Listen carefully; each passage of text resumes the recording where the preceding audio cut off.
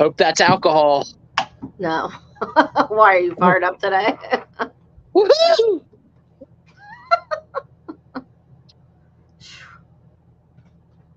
I don't know about fired up. But...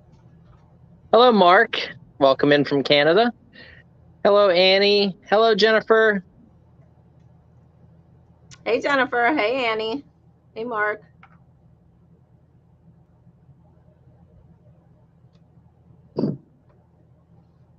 You know, I don't see a Janine. I do not see a Janine either. I see how it is. Janine doesn't come either.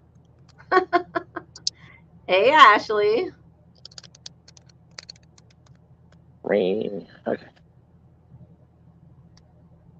Hello, Matthew. Hello, Ashley.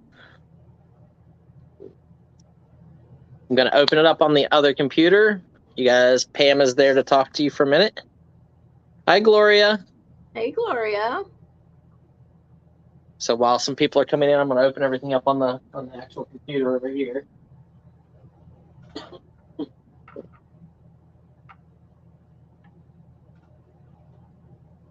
We may get some guest appearances. Oh, yeah? Yeah.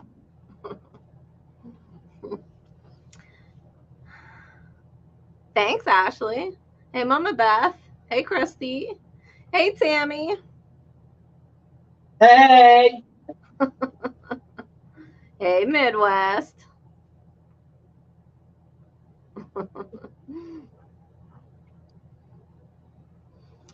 Matthew's in at 27.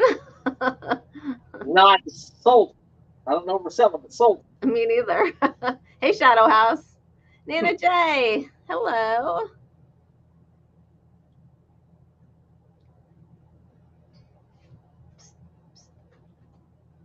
You want to show your face? Just practicing? Good to know. Good to know. Hello, Tammy's Passions. Hi, dear. I hope you have a great Thanksgiving also. Yeah. We have everybody has a good Thanksgiving. That's what we're doing today. We're just doing a Q&A. People got questions about business, about eBay, about all that other fun stuff. And we can come up with, make up some answers or whatever.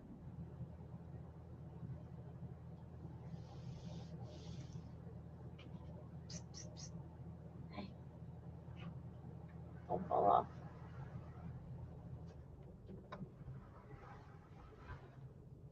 Open up my email. Getting us in the YouTubes. What? Where's Kyle? Kyle's not here either. Well, you know what that means. A little no Janine and no Kyle. Mm-hmm.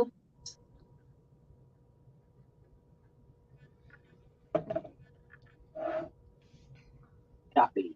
There we go. Brian, what is the weirdest item you ever sourced to resell? That's a good question. What is the weirdest item I've ever sourced to resell? I bought a storage locker at the facility where Pam's husband actually works, over at the construction place. He runs a storage facility, and I buy units there. I bought a unit there one time that had a very large rostrum, a sawbill, or a sawfish's bill rostrum. That was probably like 38 inches long or 40 inches long with all the teeth on both sides. You remember that one, Pam? I do. So that's probably the weirdest thing I've ever bought and sold. I mean, I've bought like real shrunken heads, but I don't really consider those weird anymore because you get to know people. Like I know Mike Zone from Oddities in the TV series. So Mike is a customer, and he's at Renegers on Sundays in Adamstown. And I know Mike, and some of that weird stuff, quackery, lots of medical quackery over the years. So stuff like that. That's Nate, Ashley. I thought she was talking about the puppy dog. I was like, that's no dog. That's a puppy dog. Hey, John, happy Thanksgiving.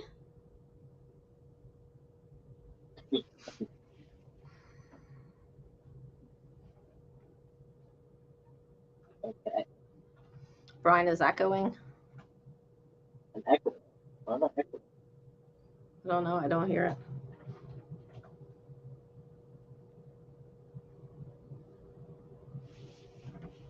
We hope you have a great Thanksgiving too, John. Yeah, everybody has a holiday coming up tomorrow. Some turkey and some pie. I like pie.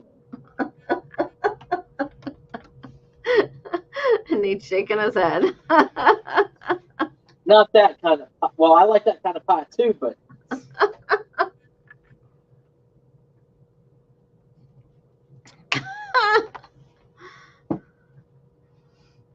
there we go. So what's everybody doing today? Hanging out, shopping, baking, cooking?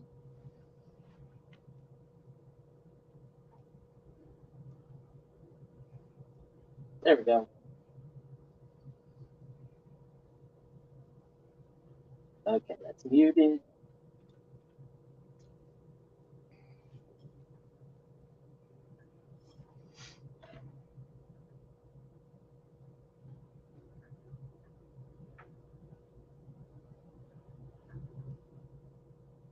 Driving to Indiana tonight. Indiana? You going to see Jones? Holy moly, that's a long time. There we go. Bing. Okay, there we go. Hanging out, mailing purchases, chilling. I like that idea, Gloria. And there's Janine. Hello, Janine. Oh, does that mean Kyle's going to come in now? Hi, Janine.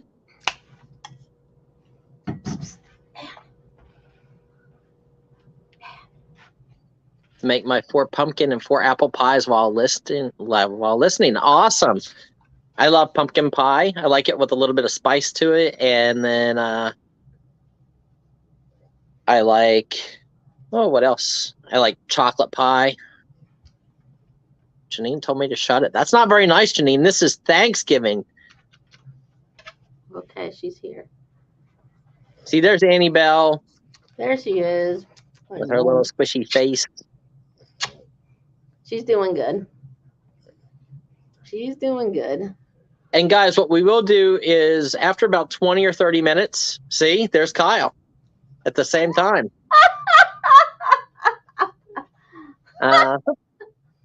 Yes. Okay, Stinky. I know. Oh, thank you, Nicholas. I really appreciate your channel a lot. Great. Yeah, our goal is, obviously we use the channel to sell items because I'm lazy and I don't want to list everything on eBay. Hence the fact that Nate's sitting back there listing stuff on eBay. And he's doing my whatnots and stuff like that. Where's Striker? I don't know.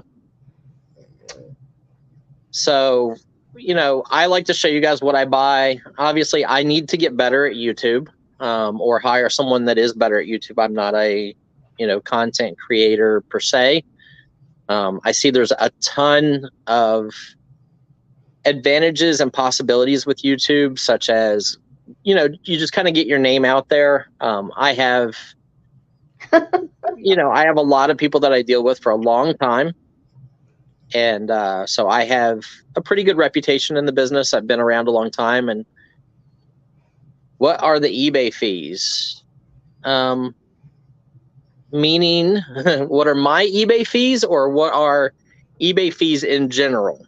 Hey, Joyce. So I like the aspect and the thought process from me for YouTube is not, with people like Josh, Harry Tornado, and those guys, they tell you like, hey, we are content creators. They've got 300,000, 400,000, 500,000 subscribers. They're making a lot of money making videos. The Jeebuses, they're very straightforward about it. They're super nice. All people that like are in this kind of area and this neighbor and this, in this field, but they could break even on a storage unit, and they, so they could pay more than I could for a storage unit because I need to make money by selling this stuff. They're selling the opening of the boxes and the video to you guys. So, hey, William. That's kind of where we're at this point. I need to get better with YouTube. I want YouTube to be where I can show people like, hey, I went and paid $7,000 for this, these 150 Hot Wheels cars. And then, I get phone calls saying, hey, Grandpa has, 500 Hot Wheels cars. And man, if you'd pay $10,000, it would help us keep our house. Or what would you pay for this? We've got our taxes due. And, my goal is I want to be able to help other people while doing business at the same time. To me, a good business deal, both parties have to benefit from it. So whenever I auction stuff to you guys, we gamble. If I pay $50 for something and we put it in the auction for $25 with free shipping, it's a possible $25 loss plus the shipping. But I've kind of learned, what certain people want, and certain times of the month, auctions are slower, or if eBay's slow, auctions are slower. So that's just kind of the way it goes. So what I'm going to do is I'm going to highlight some of the questions as they come in. Hey, Jennifer. So the first question was Tammy asking about the eBay fees. Okay. So our eBay fees equate to about 51% of my eBay sales on the large account. So we do about $15,000 a month in sales on eBay from the Mr. Buys a Lot account, from my main account. And that numbers kind of came down. It's between 11 and 15,000, and about $5,000 to $6,000 a month of that is fees. Whether it be eBay fees at their 12%. The big thing that kills me is my store subscription fee. I have an enterprise store. It costs me $3,000 a month, whether I sell an item or not. It's just for the privilege of having 175,000 listings. I pay them $3,000 a month. It's like rent. We have talked to eBay, and we've came to the conclusion that I have so many items that some people just get overwhelmed when they're trying to look through our listings. So we're going to move about 60,000 of those listings to the Mr. Buys a Lot -2 account. So my second eBay account right now that Nate's listing on. And we're posting some higher end items, $400 this, $500 that, $1,000 this, bigger stuff, big TVs, and higher price items. And what we're going to do is we're going to have 2 anchor stores instead of 1 enterprise store. The enterprise store is $3,000 a month. The 2 anchor stores will allow me to have 200,000 listings in the collectibles category, the same as I have now, except it will only cost me $600 a month. I will save $2,400 every month by moving stuff over and having it on 2 different accounts. We do use promoted listings. I usually do about a 2% promoted listing. eBay recommends like 7 to 11%, of course, because they get paid that. But when we're selling a photo that I'm the only person on earth that has one, or on eBay that has, maybe there's 2 listed, I don't feel like I need to compete that high. So I just set a flat rate across the board for promoted listings of about 2%. So when we sell something, they're really getting 13%, plus they get a percentage of all shipping costs charged. There's been a lot of talk like that's illegal, that, if somebody's paying for shipping, they shouldn't get a commission on that. It was because people in the beginning took advantage of it. They were listing items for $1 and charging $99 shipping instead of paying fees. So thanks a lot, shitheads. You ruined it by taking advantage of it. And so now we pay fees on it. It's just, that's how it is. I never did any of that stuff because I felt like people don't want to be tricked into buying something. Like, I don't want to go and buy something for $3 and then get a $100 bill. That just doesn't make sense. Okay, so I think Pam is clicking on stuff here. There's a question. There's a really good question. Wait a second. I think we missed one, but the answer is yes to the do we use List Perfectly? Yes, I saw that one. That was Gloria Van Tassel. Yeah, so Gloria, yes, I use List Perfectly. it should be list almost perfectly, not list perfectly, because I love Susan and I love all the girls over at List Perfectly, and there is something to be said for that. I just wish that the system itself, so if you create a listing on List Perfectly and then share it out to all the other sites, the inventory management system is supposed to pull it down from other sites, I guess, or at least warn you that it's on multiple sites. I still haven't quite figured that part out. We are copying our listings from our regular eBay account to List Perfectly. Then I delete them off of my main account, and then we list them on the new account. I had an issue yesterday. eBay pulled off 2 magazines that we still have them on our main account. We've had these magazines on our main account for, let's say, a year. I copied them and listed them exact the same. Like, it's literally a mirror listing onto the new account. eBay has confirmed with me that they know that both accounts are my account. So they can see that those 2 accounts are linked. But they pulled those 2 magazines the other day and said they were counterfeit. And then on the phone, they admitted to me that they don't know why it got pulled and why they were marked as counterfeit, because they're not. And so I showed them the original listings, and she's like, oh yeah, just create a new listing, start from scratch, and it'll be fine. You know, eBay is eBay. So you take the good with the bad and you just kind of roll on. We get questions from people all the time. We get threats on eBay, just random stuff. At the end of the day, you just do whatever's easiest for you. If that means give somebody a $12 refund so they don't give you a negative, just give them $12 and move on. It's not worth the headaches or anything else. Have I had any luck buying with Craigslist? I used to buy a lot on Craigslist. I didn't even know Craigslist was still around. Craigslist is still around. I do still look on Craigslist pretty much at least once a week for deals. And I look at property and real estate because I'm looking for land and stuff like that on Craigslist.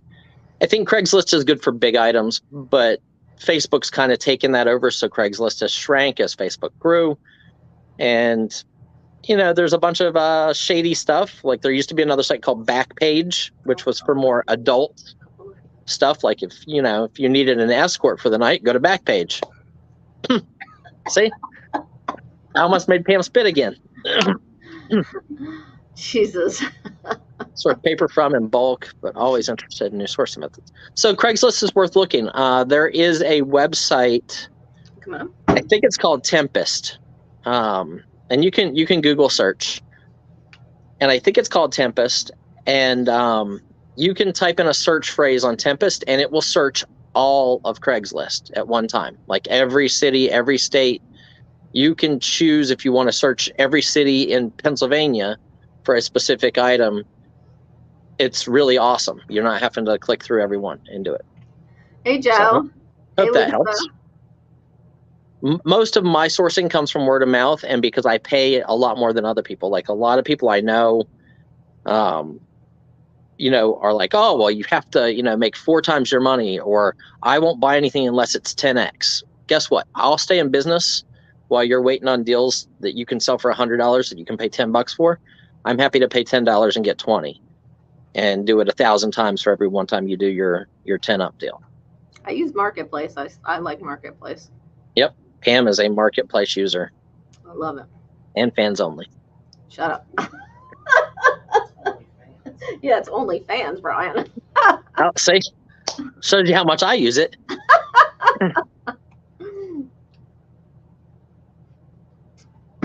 And why do you know about that? Jennifer wants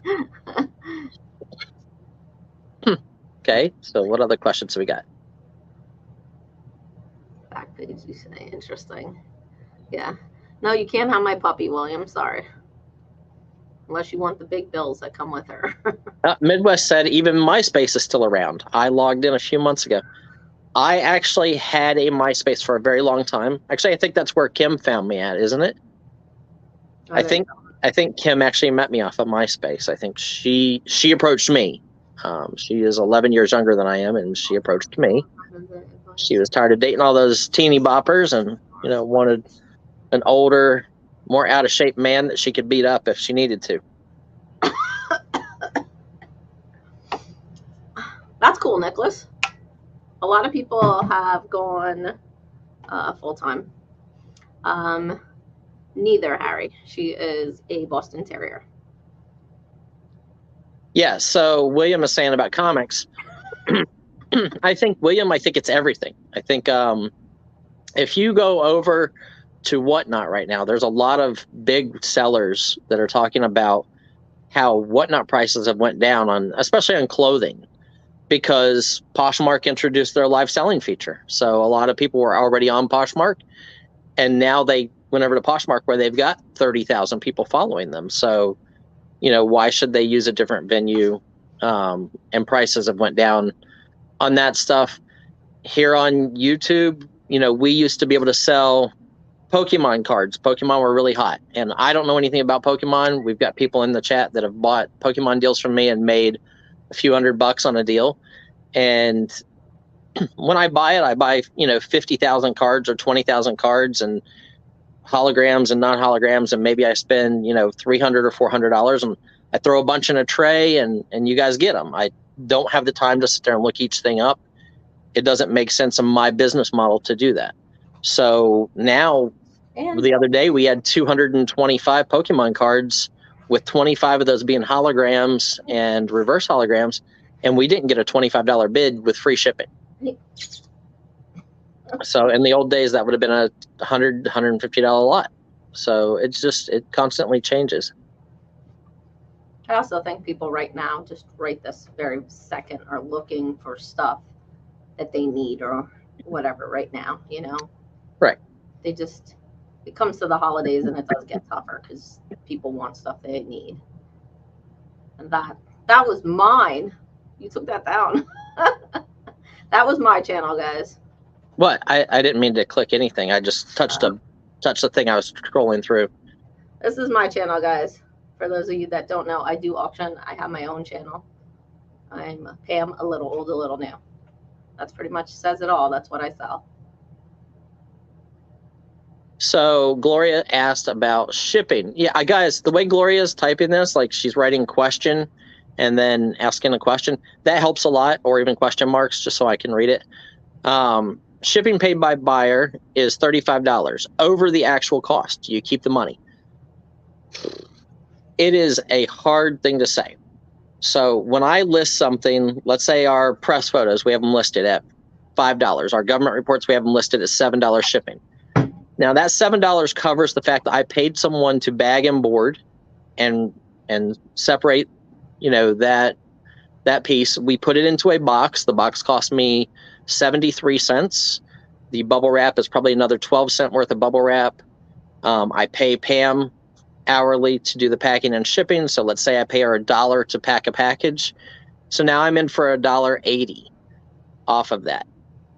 Shipping prices have went up. So now it's 10 ounces to send that box on average for a report. So I'm paying $4.85. eBay is taking 13% of that $7. So they're getting another 75 cents or 80 cents. So now you're at like $6.70. And then you have people that email you after they buy an item and they go, well, I think you should be able to fold this and ship it, in an envelope. Sorry, I won't do that. And the reason for that is because even with their email saying that they will accept it folded, if they get that item, make a copy of it, and then they say to eBay, hey, it's got creases that weren't in the picture, eBay will side with them every time. I also don't feel like it's fair to other people that are watching an item if I give somebody who emails me a cheaper shipping price, because the price of the item and the shipping is the total price, and that's the price it should be. We put the shipping cost in everything. It's not calculated. And sometimes we lose money. Sometimes we make money. Sometimes, I don't think we've ever made more than $2 on a package, but we've definitely lost more than $2 on packages. You usually don't make money. Yeah. Yeah. We usually pretty much break even. Is Pam on lunch? Nope. I'm not on lunch. And just a hunk of burning love. Yeah, that's me. Okay.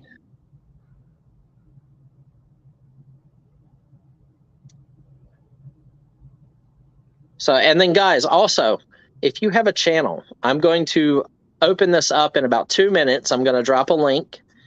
And if you, Harry, have a channel and you want to come on, just click on that link. You'll have to have a camera so that we can make sure that you're not a flasher. And if you are a flasher, you have to be well hung or at least be good looking.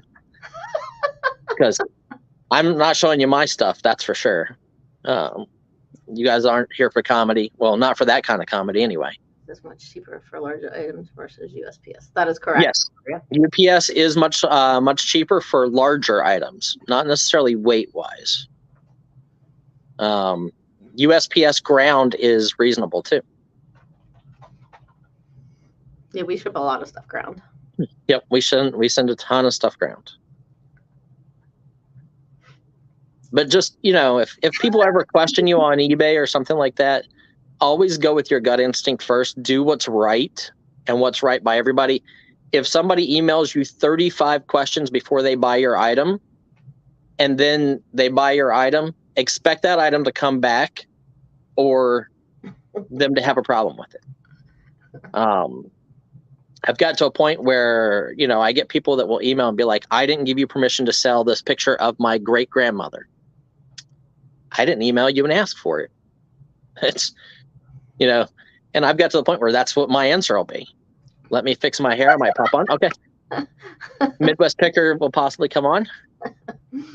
Where are the slushies, Janine? Nah, I was good today. I just brought coffee. Yeah, Pam has nice hands. They're small. They make everything look big on camera. How can we talk? Who said I have nice Harry.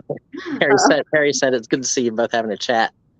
All I usually see is his hands. I'm not a big camera fan. Yeah.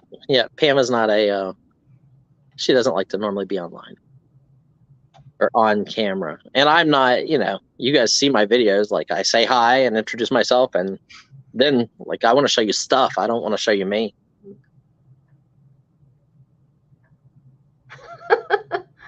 Right, Jennifer? See? You guys have other questions? Question, do you measure pants or anything clothing even when you have the size on the label? Okay. So that's a really good question. We used Sellhound to list our clothing. So Sellhound required us to, I actually hired an employee. I had a Russian girl that was doing our pictures and whatnot like that. We bought a professional photo booth. She was a photographer.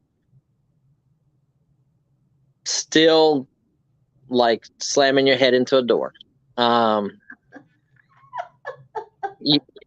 Sellhound wanted a front, back, a label, a tag, a materials tag, any damage tags, pictures of buttons, and then they would create a listing. They would go and search their own database for what stuff should sell for.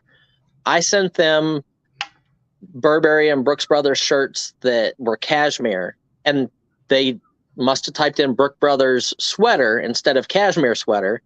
And I'd get back things that said, hey, the average sales price is $11. Whenever I knew the average sales price was $85. So you have to watch that stuff. But if you use them, there are things to be said, but the price just kept going up. It was $1.41 when I started, and I think now it's $2.81 per item for them to do the work. It's just not worth it. You're better off to hire somebody that knows what they're doing. But the real answer to your question is yes. Even if your item is new with tags, it's not as important as if you're selling used clothing to measure, but expect to get questions. So you have to weigh out if answering a question once in a while is easier or harder to you than measuring, from armpit to armpit. So your chest size and your length from collar to bottom, or, from crotch down, the length of the leg, the waist size. I would say now, knowing what I know and the amount of questions that we get that sometimes we don't answer, we have a clothing folder that probably has 100 emails in it right now. And I think there's probably 40 of those that haven't been answered in the last 2 weeks or 3 weeks, because we actually have to go out and pull the item out of inventory, out of the boxes, and then measure the inseam, and 90% of those people will not buy the item anyway. And then when I get questions of like, well, what size is it? When we have size large in the title and then in the description, I don't answer.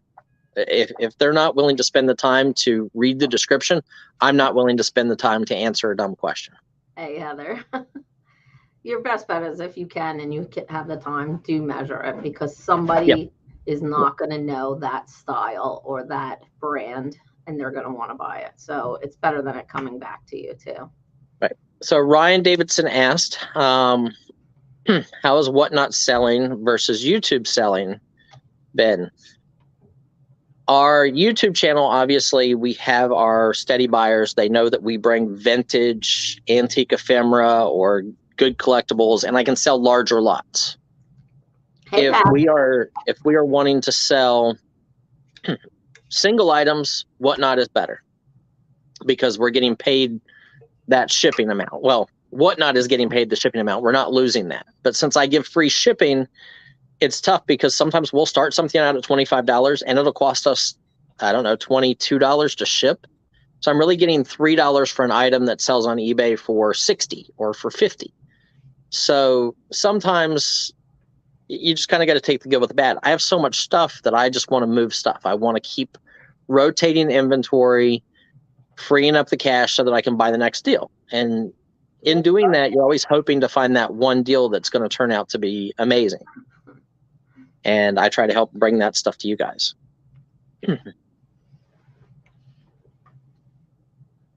Pat said he's driving and happy Thanksgiving. Happy Thanksgiving, Pat. Hi, Pat. Happy Thanksgiving. I did an auction with Pat the other night on Monday. We had a fire sale and did good. Pam's over there laughing. We didn't sell any mini blinds, but we tried. I love you, Pat. What the hell?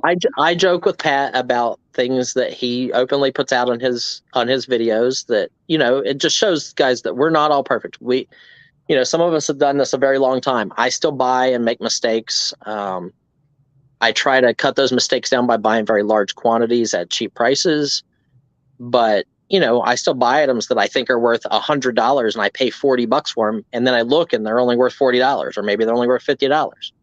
Then you sell it and you break even and you move on. Hello, boss dog. Hello, boss. I will drop the Streamline link. Yep. There you go. Oh.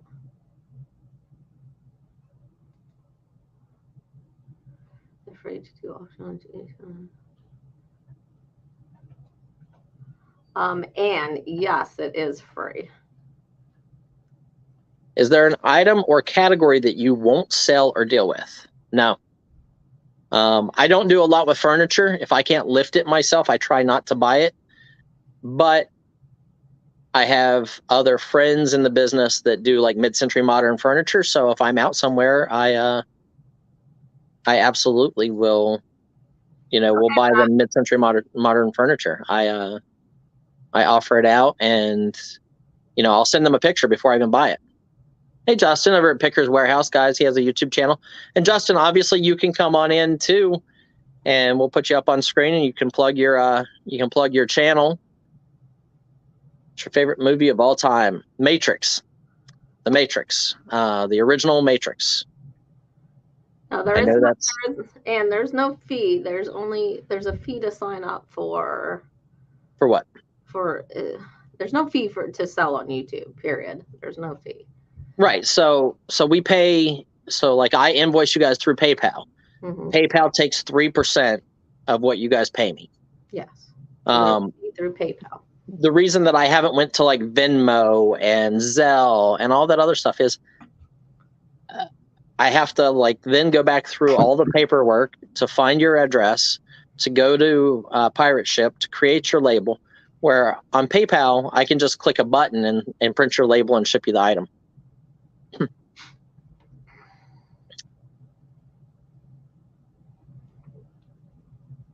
Okay, guys, we got Dave came in. Let's invite Dave to the stream here. Hey, how's it going? We're gonna make Dave big. No. So this is Dave, Midwest Picker Guys. If you guys haven't checked out his YouTube channel, Dave, tell us a little bit about what you do.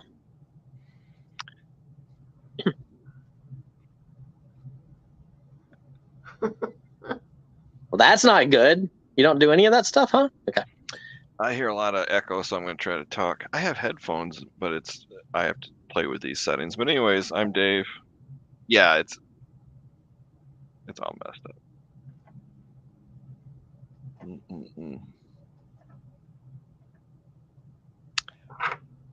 Holy cow, this is weird.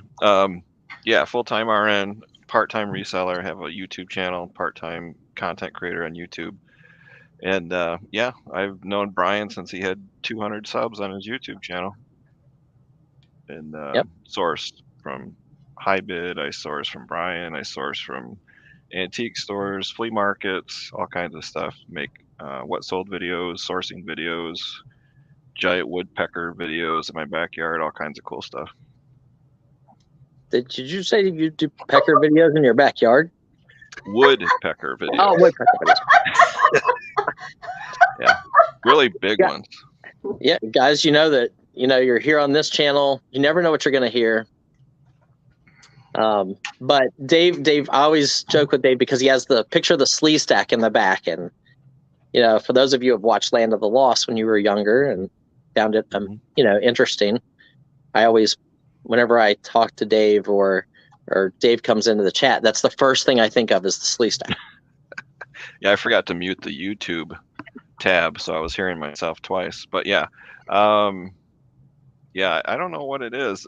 When I was a kid and I watched Land of the Lost from the 70s, it was a very serious kids show. I mean, it was dark, people stuck in the wrong time and trying to get back home and aliens and stuff. And when you're like 7 years old, that freaks you out. So I just loved that show because it wasn't goofy and stupid. It was quite serious and dark, and I've just loved it ever since. So there's a story behind that painting, but I don't know if you want to hear it. It's kind of funny.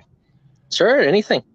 Okay, so I wanted a painting of Enoch, and I thought just something like 1 foot by 2 foot, just a little painting, and then put it in a vintage or antique frame, and it would be kind of ironic and funny, and I would hang it in my office. So I reached out to a local artist, and the first thing I thought, she's going to think I'm nuts, but I messaged her on Facebook and said, I see that you do commissioned art. Would you be willing to do a painting of an alien? And she replied back and said, sure, I do all kinds of weird stuff. So pictures of Enoch from the TV show, and she quoted me a price, and I said, 11 by 14 or 12 by, 1. Sure, no problem. And she messaged me back about a day later and said, hey, good news. I went to the craft store and I got the canvas and the paints and the brushes, and I'm all ready to get going. And I said, great. And she sent me some sketches that she did on the canvas with a pencil, and I asked her to angle his head a little this way, that way. And then she said, oh, by the way, I got a canvas 3 feet by 3 feet cheaper than the small one, so I'm going to use that. I was like, what the crap? I don't want a painting that big. But I felt bad because she already paid for it. So I'm like, okay. And so now I got this gigantic 3 foot by 3 foot painting of Enoch, when originally it was supposed to be small and in a cute little frame. But so that's why it's as big as half the wall. I like the picture. It always makes me, it's definitely the draw to my eye. Like, yep. Yeah. I always thought, like, man, if you put like red bulbs behind his eyes, it'd be awesome. Yeah, she did a good job. Yeah. And yeah, it's definitely harder to show. Like, the bigger it gets, detail gets lost. There's like gold metal flake paint in his little tunic and on his planet. In person, it looks really good. So let's ask Dave. Dave, I'll give you a question, and then Pam can come up with a question for you. All right. So Pam, think about a question. Sorry for the chat. Dave, what is the most expensive item you've sold this year? This year? On eBay or any other site? Probably not super impressive, but let me pull it up. I would say I sold an animated Santa Claus for $89. Cool. Yeah, I don't really sell much over $100. Okay. It doesn't have to be that expensive. It's just, Mhm. there's a lot of people out there that, get down on themselves because they're not selling $500 a day or $1,000 a day or even $100 a day. As long as you're moving forward and your income is increasing, let's say every month, if you increase your income by 3 to 5%, that's good business, because by the end of a year, you've increased 30%. You'll never get that kind of a return on any kind of investment. Yeah, there's items I've sourced for free or for 5 cents or 12 cents that sold for $15 and $20. That return on investment's huge, but it takes up storage space. So It it's does. give and take. I'm not going to get a Fabergé egg or anything. So, if somebody wants to give me NASCAR collector plates for free, yeah, I'll take them and sell them for 10, 12, $15. And so, yeah, average sale price is probably $15 to $20. I think our average sell price is probably in that same price range, 15 to 18 bucks. Yeah. And we do have more expensive items here and there. So, Mm-hmm. Hello, Medi. It's been a long time since I've been live. Is the image clear? Because I have Yep. terrible internet. Yeah, the image looks good. You freeze up every once in a while, but not too bad. I do that in person too. Yeah. And guys, I did reach out to a couple other people. We'll see if they stop in. I was talking to Joey Bada Bing this morning. I spoke to Drew. Drew had some interesting things that he'll tell you guys about at another time from Profit Monsters. Yesterday he was in North Carolina and had some issues, so he will not be coming on today. I think he's sleeping today. Joey may stop in. I talked to Jack over at Locker Nuts. He is currently out at a live flea market right now. They're selling. So I don't know if Jack will come in or not. But at another time, we will definitely get Jack from Locker Nuts up on screen. Maybe I'll get him to come in and auction with me a little bit. I really love Jack and Jana. Really down, wholesome people. So it is one of those things that, for me, it's about meeting people and networking. If I have a deal in somebody's neighborhood, I can call them up and be like, hey, is this a safe area? Like, am I going into a safe area to buy this Hot Wheels collection or this comic book collection for, thousands of dollars? Is it okay for me to bring that kind of money there? And knowing all of you guys across the United States and in Canada, I know Mark's in Canada, it makes me feel safer when I'm out, because I do a lot of this on my own, because I don't make my wife go or my kid, because if something happened, I wouldn't want it to happen to them. And we live in a world that is, the stuff you see on the news and everything like that is generally negative, and it gets ratings. 99% of the world is a great place. And yeah, that's a good question, because I sell on Facebook Marketplace too, and I have people come to my home. Yep. And people ask me, why don't you meet them in public at a McDonald's or a police station? And I'm like, well, I'm not selling an iPhone. I mean, you're talking like a nightstand or a pair of shoes. No one's going to rip you off for that stuff. It's the laptop computers and the cell phones and the gold bars that I would definitely have a sheriff sitting next to me. But it's the collector plates and the glass figurines and uranium glass. They're not going to show up with a gun because you're selling something for $18. So I'm not worried about them coming to my home at all, or going to their home. Yeah, and I'm very confrontational with people, so I'm very like, we get threats on eBay because of photos that we sell, and I've had people like threaten to burn my house down and kill my family. Jeez. Which I think is a little far-fetched, because I sold a picture of your aunt who got convicted as a felon, and you don't want people to know that she was convicted as a felon. Sorry, I don't look at the pictures. We buy out a newspaper. They were published publicly. I just give them to employees. They list them. I'm not doing it to be facetious with anyone or anything like that. But when you send me an email like that, I'm like, hey, here's my address. Mm-hmm. You let me know when you're going to be at my front yard, and I'll be happy to say hi to you. And some of those threats are 13-year-olds that live in their mom's basement, and they're just, trying to get a rise out of you, or they don't even know what they're talking about. Oh yeah. I mean, it's one of those things that I don't let things bother me. Mm-hmm.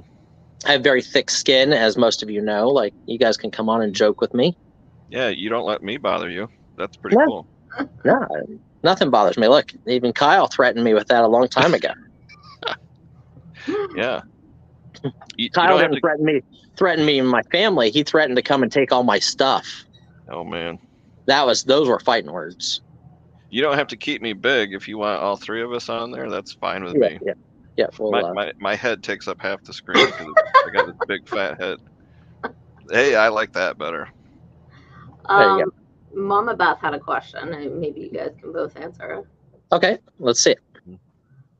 She said, does it benefit you to have a store by a whole lot? Because right now I only have a personal account, but I have 810 listings. Okay, so are you talking about, like, so on eBay? We just paid for the store subscription for the second account because I'm moving items over, and I think we're at, Nate, you can hear me, right? Yeah, he can hear you. Okay. How many items do we have on the second account currently? 1 second, he said. He's checking. He's checking to see what we've listed on the second account. Mm-hmm. And this is about a month old, guys. We currently have 1,193 items. 1,193. Okay, so we'll have 1,200 items by the end of the day. And I just recently subscribed to a store subscription for that account because I got to a point where it was costing me 15 cents every listing. So what you do is you just do your math. As you list items and they renew every 30 days, if you see that the bill that you're getting for the renewal of the items is more expensive than the cost of a store subscription, get the store subscription. It's just numbers. That's what I was going to say. It comes down to the math. Yep. It's all numbers. In the beginning, the enterprise store was the only way we could have 100,000 listings and not be paying 5 cents a listing.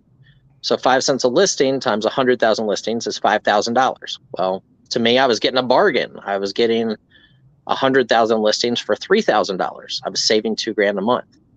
Then when we got switched over to managed payment, they said, hey, you know what? We're going to double that number if you're in the collectibles category, because they wanted to keep the collectibles category growing. And it's kind of the thing that differentiates eBay from Amazon and Walmart and all the other sites. So, now I was able to list 200,000 listings for the same $3,000. I see them, Janine. It sounds great, but if you're not selling a ton of stuff through there and you can list 100,000 items now with an anchor store that's $300, it pays us to have 2 anchor stores and spend $600 a month instead of $3,000 a month. The only big seller I know that doesn't have a store is Pete, the Craigslist hunter. They just keep giving him free listings over and over and over again. And he said, why have a store? No, I don't know if that's going to last forever, but I like the free shipping supplies and the business policies. And I think there's a couple perks that go with having a store, but my enterprise store, I get a concierge. So I get someone in the United States to talk to me if I call in, and generally they have some idea of what they're talking about. And if not, I can kind of guide them in the right direction because I've been doing it longer than most of them that work there. Hey, Karen. But what Dave just said, that Pete, Craigslist hunter gets free listings. Okay. I've met Pete before, and Pete's a great guy. I sat and talked to Pete for probably 5 hours outside of his store, to the point his wife called him and we were just trading war stories and stuff like that. And, super great guy. He is as real can get, in my opinion. He's not just for YouTube. He has a real store. He's really knowledgeable, just all around genuine, real person. And I really appreciate that in business. But I met Chris, Daily Refinement, at Harry Tornado's get together in Charlotte. And I was talking to Chris, and you know, I knew this was the case, and I wish eBay would be very upfront and forthcoming about things, but they're not. They never will be to all of us that aren't, making them $1 million a year or whatever. They give discounts to big sellers, and eBay may not like this. And guess what, eBay? I don't care if you like this or not. And it's the truth, and this is the absolute truth. Big sellers of sports cards and things like that get cheaper rates than the average person. The way I know this is I got a promotional card from one of the largest sports card sellers in the United States that's on eBay. And that promotional card said, hey, if you want to sell cards through us, we can do it for 7% if your card's $10 to $50. Well, they're going to do all the work. They're going to ship the item, and they're going to do it for 7% on eBay. How's that possible? I pay eBay 12%, and I pay somebody to do the work. How can they do it for 7%? It's because eBay gave them a better deal, because they're listing millions of items, and eBay's giving them millions of dollars. And I do this now because Pam doesn't even know this. I got a phone call last week dealing with, I deal with some of the people on Antiques Roadshow and stuff like that. There's a documentary getting ready to come out that has to do with, the people who went to prison for harassment from eBay, stuff like that. So there is actually a documentary coming out about eBay in general, and it'll be the goods and the bads. And they want to interview me, so they're going to actually send somebody down to interview, and there'll be a few people that have been with eBay for a long time, and we're going to give, I like Pam's face, we're going to give the goods and the bads. One thing about me is, at the end of the day, my word means more to me than the money that I make on eBay. We're getting booted. Are you gonna is your face gonna be pixeled and your voice disguised? Yeah, No, we're gonna get booted. You're already on eBay's radar. We're gonna get booted. You're gonna get a horse's head eBay mailed to your nails office. me for everything, guys. Like, Ryan can sneeze and they freaking nail him. yeah, the new account has got hit.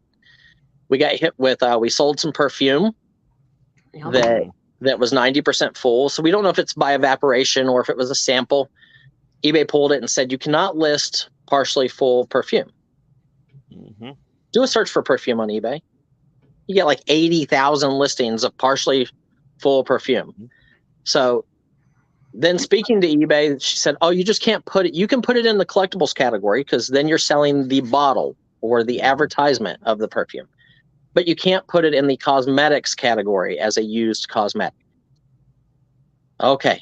So you could have just sent me an email saying, hey, please change the category. Or you could have just changed the category instead of dinging me. And then we listed a alligator purse that was from the 1920s in its original box. It is not illegal by any way, shape, or form to sell alligator in the United States, because there's millions of them in Florida. You want to go make a pair of shoes, have at it. But, this was an old purse in the box. They pulled it down, and we had searched and got comps off of the exact same purse, same maker, same age, everything else. Call eBay, they're like, oh, well, no, you can't sell to this country alligator. So it was because we had international selling, so we weren't allowed to sell alligator, so they pulled that down. I just told you guys they pulled down 2 of our magazines from 1966 and listed them as counterfeit, even though they admitted they know they're not counterfeit. So why? Hi, Harry. Have a great day. See you, Harry. What type of camera do you use to take pictures? Oh, I use cheap. We use cheap, like Canon Power Shots. Is that what we use? Yeah. Oops. Is that the which one is that, Dave? About the cheapest one you can find. That's what I thought too. Nate Power uses Shot. His phone. Nate's using his phone. It's Power Shot SX500. Okay, so I just bought a camera very similar to what Dave has. I think I got the 720. The And I SX use my 720. For close-ups, I tend to use my phone. If I have to get a macro shot, the phone just works better. Yeah. So we don't use anything fancy. I'm not a fancy type person. I still don't even have a scanner, like as far as like to scan all the postcards and all the trade cards. So I'm going to be buying a scanner. So anybody who uses a scanner to do that stuff, email me, let me know your experience with it. We want to do sports cards and stuff like that. But I've heard of people being able to scan through postcards, like 100 postcards in an hour. Man, back in the old days, it was like 7 minutes per side on each postcard using a flatbed scanner. That's why we gave up. I was just like, I'm not going to spend 45 minutes to sell a $3 item. Yeah, they have duplex scanners now that do both sides in just a few seconds. It's crazy. Yep. So that's actually what I'm shopping for right now. That'll be my Christmas present to myself. Is my household buys things for my business, and my business buys things for my household. My gift to my family is we're paying off my wife's car for Christmas. So Nice. all the money. So Nate has been selling on Whatnot for me for going on a month and a half, right? I think about that. Yeah. So we haven't touched any of that money, and maybe it's $6,000 currently or something like that. And I think we owe about 11 on her car. So at Christmas time, we're going to take that money and money that we're making from the second account, which I'm not touching, and we're going to put those together and we're going to pay off the car. It saves us $385 a month in a payment. It helps the household, helps our credit. It's one less bill to think about. And then, we'll do the same thing with my car next year. And our regular bills get paid every month out of the big account and out of YouTube. So, that's the way we work that. Listed for Marketplace. Pam, that would be a question for you. So Nola, I list on Marketplace a lot. I mainly do pickup though, pickup only. I don't ship off of Marketplace. And I do the same thing. I have people pick up at my home.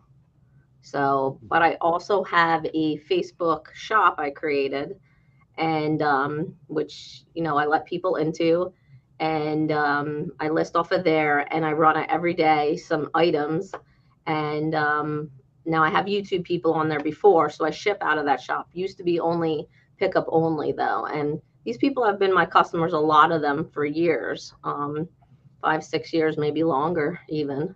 So, but I like Marketplace. I like Facebook and Marketplace for selling. I don't list on eBay yet, so. And Harry, if you're still listing, yes, I think it's 250 listings for free, and then after that, you pay like 15 cents. Yeah, and I use my iPhone for photos always. Yep, Karen picks up from me. For tow photos? Yes, tow photos always. I like so my. There you guys heard it. Pam sells feet pics. And Brian and I use our phones for auctioning. So a lot of people have, not that cameras are bad, but a lot of people have all these fancy cameras and stuff like that. And if you notice, it sometimes takes a long time for them to adjust. We auction right from our phones. Super easy, simple. Yep. I need easy and simple. Yeah, Pam is technologically challenged. Yeah. I have to set up a camera and 14 other things. It ain't happening. He wants to sell. So what other questions do you guys have?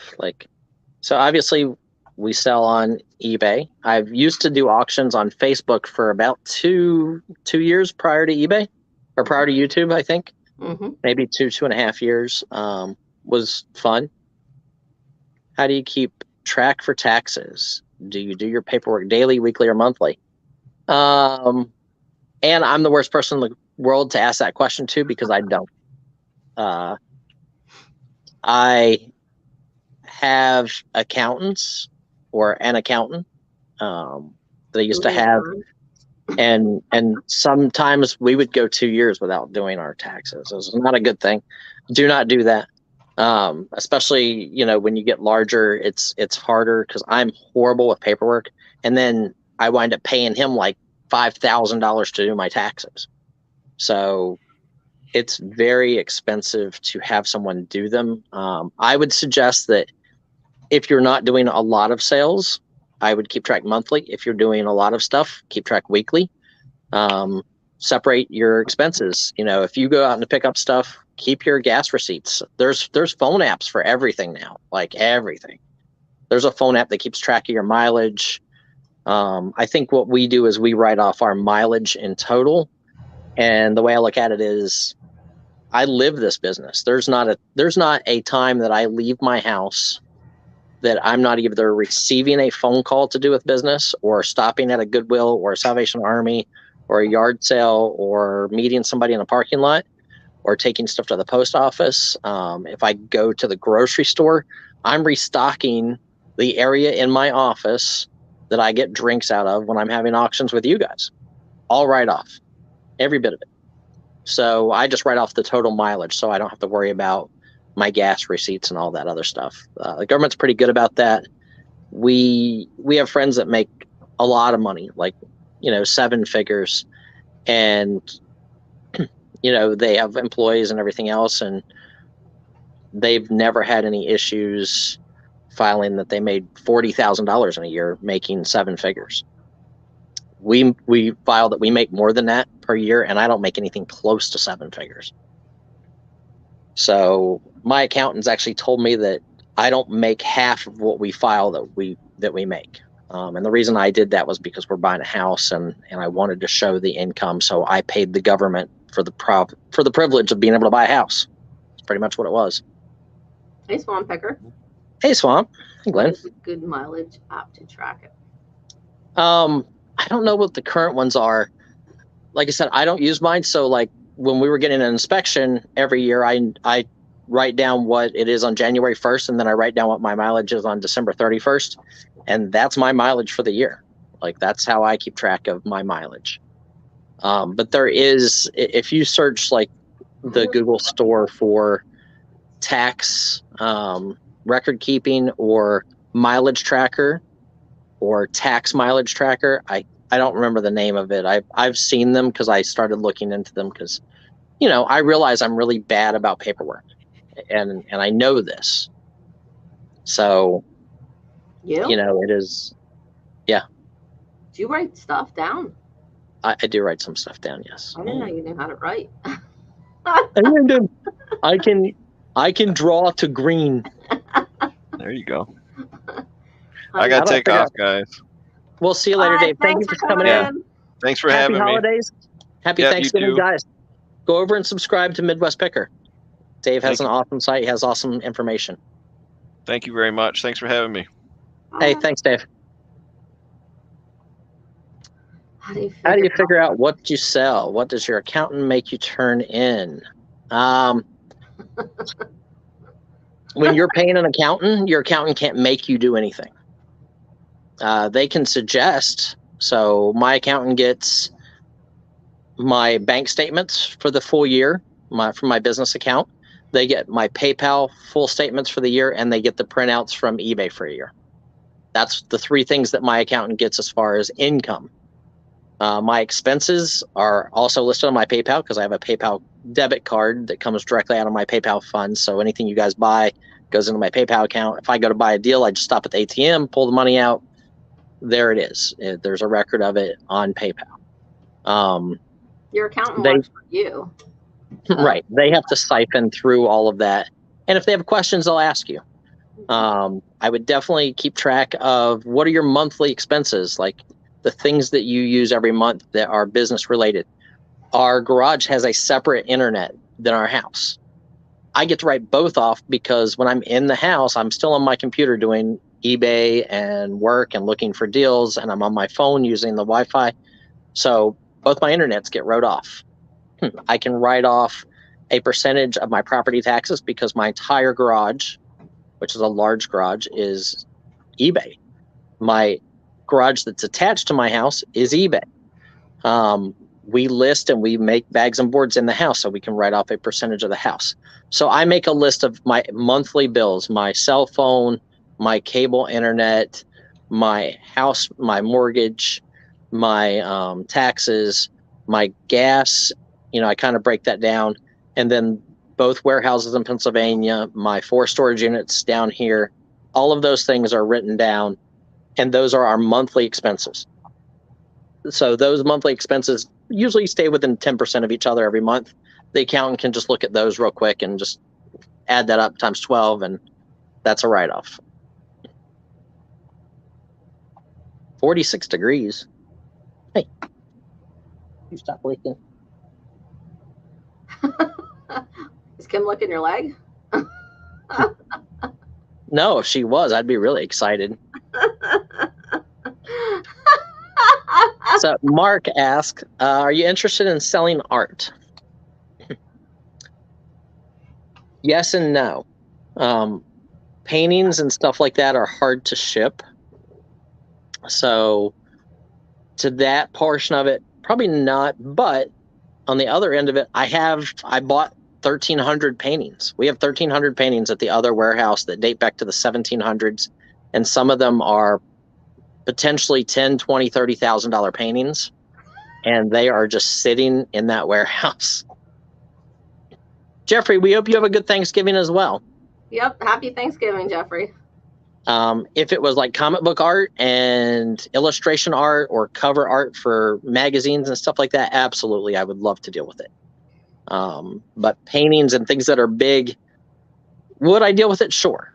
And we probably will wind up starting to sell some of the paintings from the other warehouse. I just have to order special boxes from Uline and get the corners that hold the paintings into place. And, it becomes a hassle. And then Pam tells me, no, if you're listing that, I ain't packing it. Nate, you got some paintings to pack, buddy. That's how my employees treat me. Brian, if you're listing that, I ain't packing it. I don't care what you hired me for. Remember how many times we used to tell Brian that? Oh, no, you would. Sure. I just sat in the background and chuckled. Yep.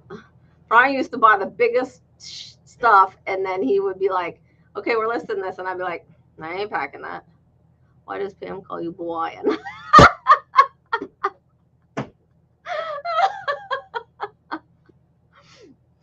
Well, because daddy on screen doesn't work right.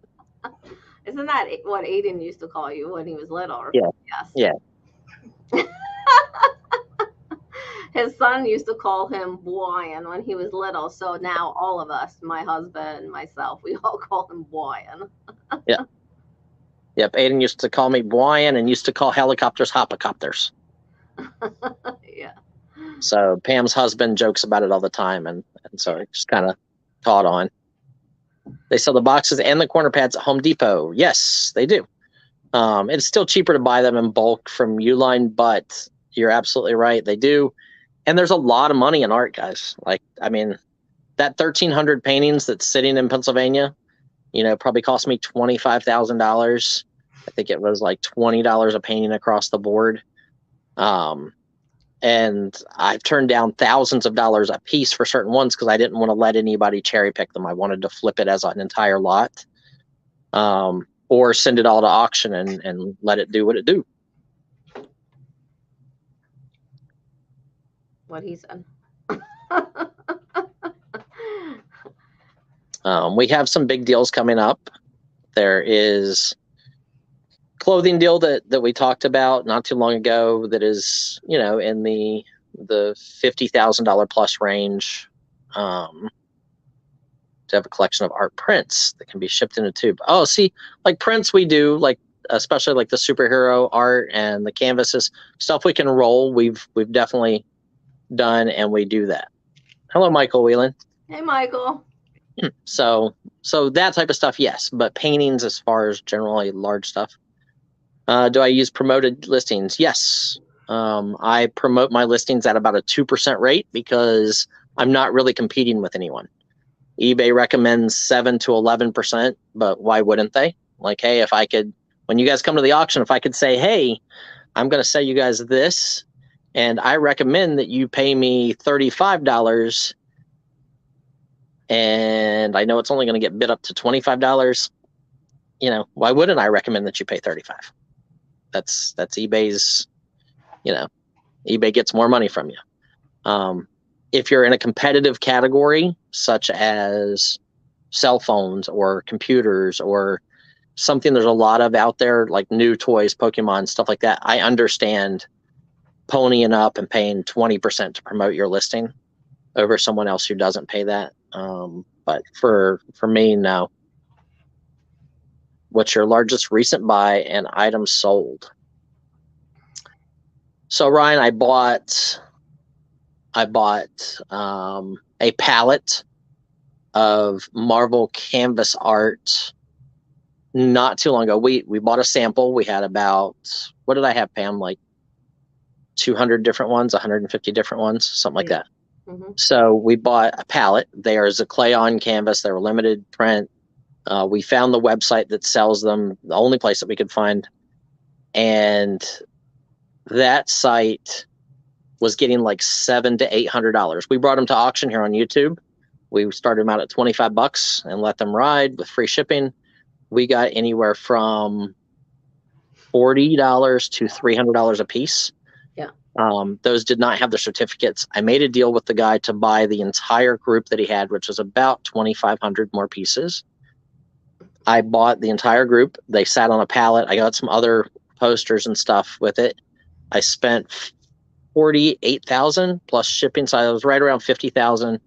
I sold it for $75,000. Drove it to a guy. I took 6 packets of pictures off of it that he did not want because they were risque, and he bought it. I made 25 grand in a week or 2 weeks. Yep, qart.com. That was the site. Hey, Pete. So yeah. So let me post the link again if anybody else that has a channel would like to come in. Hi, Tea Garden. There is a link if you guys want to come in and answer some questions and hang out with us. Did you ever accidentally list a counterfeit item on eBay? Not that I know of. I try not to. Oh, okay, so Josh will not be coming in. He is actually at his parents' house. He just texted me. So Harry Tornado will not be on. But as far as I know, no, I've never sold a counterfeit item on eBay. If I did, I would, if there was any proof that it was counterfeit, I would instantly refund every bit to the buyer, let the buyer keep the item. The only thing I can say that I have sold, and I've sold it here on YouTube, was we sold some signed baseballs that came from a dealer that I probably spent $50,000 or $60,000 with them last year. Hey, Picker's Warehouse. The first group of baseballs I got from them, every bit of it turned out authentic. All the Mantles, all the Marises, all the Willie Mays, the Joe DiMaggio balls, everything turned out authentic. The second group of balls I got from them came from the same source, a big memorabilia collector. And one person bought 3 balls. 2 of them, no problem. Went out to JSA, got authenticated. The third one came back. The Mantle signature was a club signature. The other signatures on the ball were real. So the person obviously paid for the Mantle for the most part. The other signatures were good. But I think the buyer paid $400 in the auction for it, and it was probably a $900 to $1,000 ball. And they sent it out to JSA. JSA charged them $150 to send them back the list of like, hey, these are the authentic autographs. This is the club signature, so it is not really Mickey Mantle's autograph. I refunded the person the $450 for the ball. They sent me back the ball, and I refunded them the $125 they paid JSA because I gave my word, because I was given the word of the person that I bought them from. So I covered all of the expense, like the shipping, the authentication, everything. If I don't know, I will tell you guys I don't know.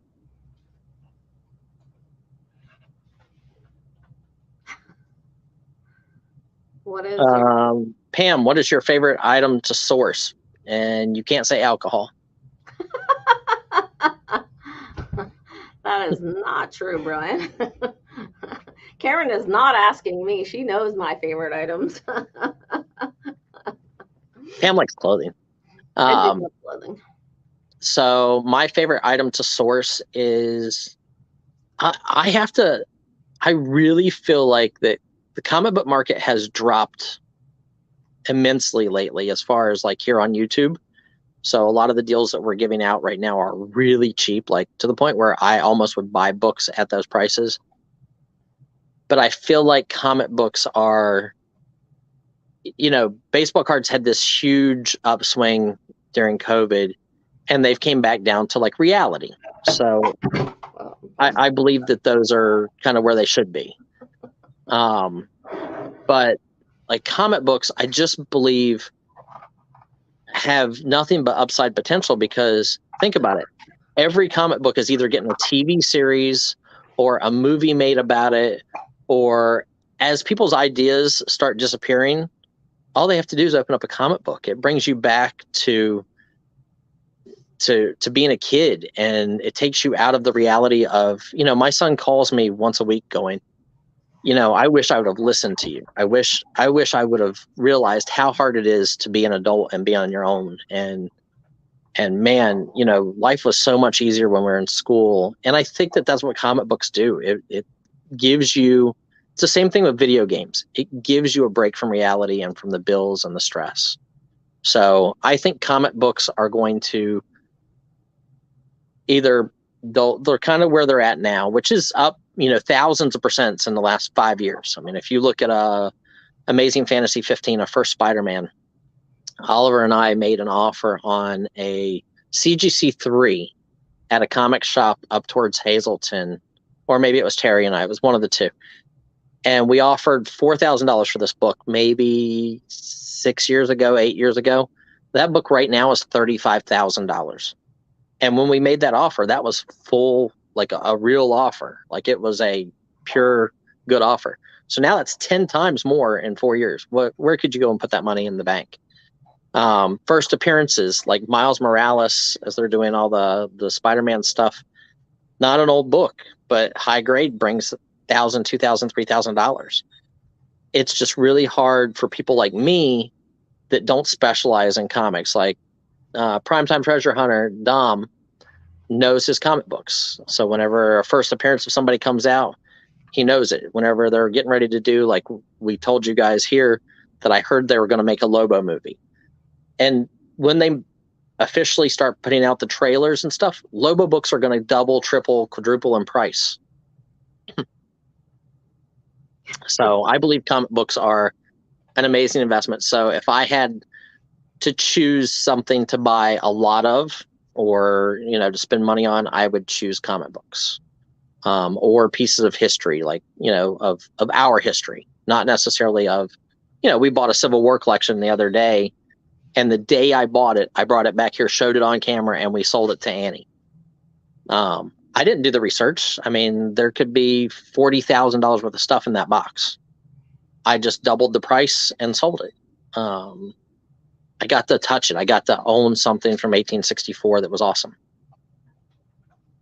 Why don't I source video games or consoles? When I first met Pam, I had a really large video game collection in the basement of our house. I believe I was with you, right, Pam? Because I sold it. It was in my old house in Leesport, and then we moved it to the house in Bethlehem. And I wound up selling that, and the guy came in a box truck. It was, you can ask Pam, it was a immense video game collection. I had every PlayStation game made, the foreign and the US stuff. I had cases and cases of original Nintendo games, including sealed stuff. I had probably 300 sealed Nintendo games. I had store displays. I had sealed systems, unsealed systems. He came in a 16-foot box truck, and it filled it. So I would absolutely source games and consoles, but everybody knows about them. And I don't keep complete up to date. Like, some people are really good with YouTube. And to me, we were talking the other night, my friend that does Redline Hot Wheels, he wanted this collection, and I didn't buy it at a price where he could buy it from me. So I didn't sell it to him, and it's here. It's all, really good Redline Hot Wheels cars. But Hey, Mark. We can't find some things. And he and I were talking about that. He was at the Mount Dora extravaganza in Florida, and he saw a poker, which is a company, a poacher, Pocher, as a model kit company, Porsche in the box. And he's like, man, the guy was only asking $800 for it. He's like, you and I bought one, and we sold it on eBay for like $2,700 3 years ago.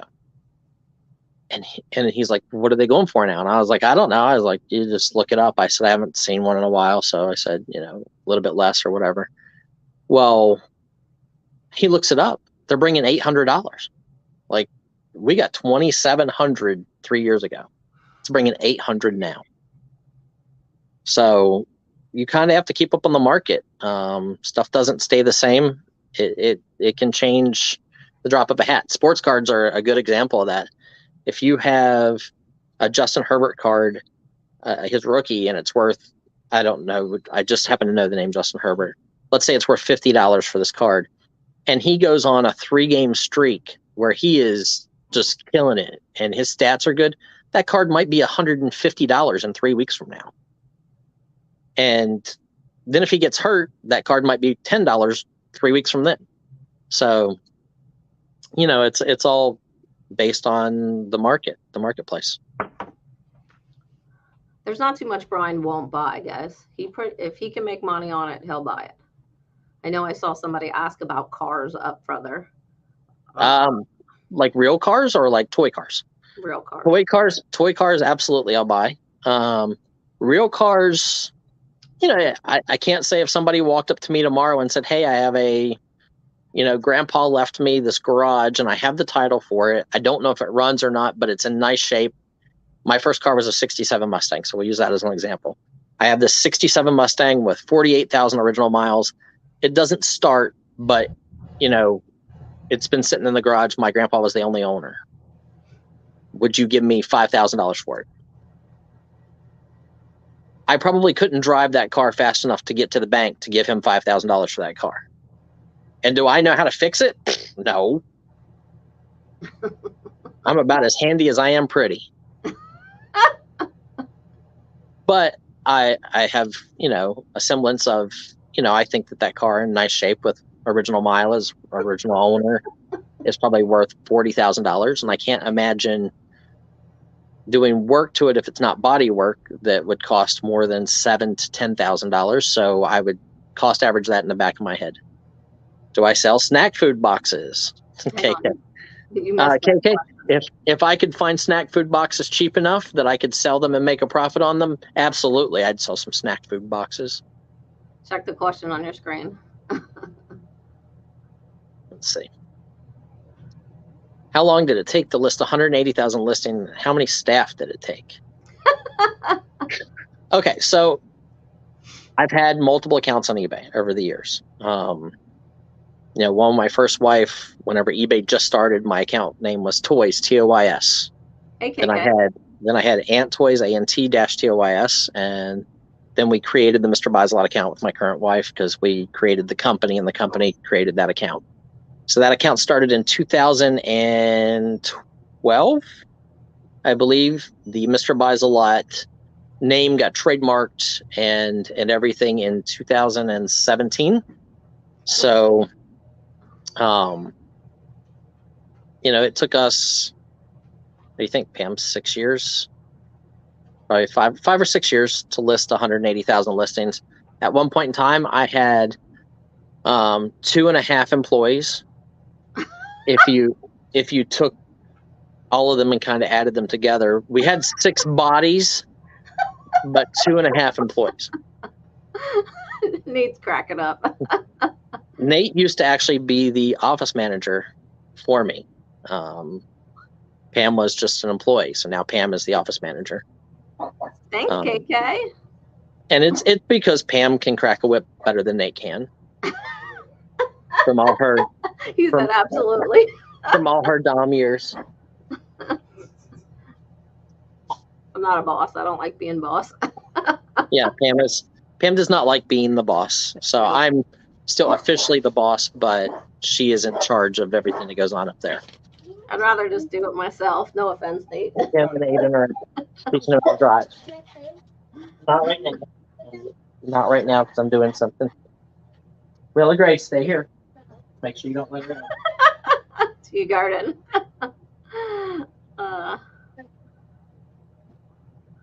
Brian's created this account over a long period of time. I mean, yeah.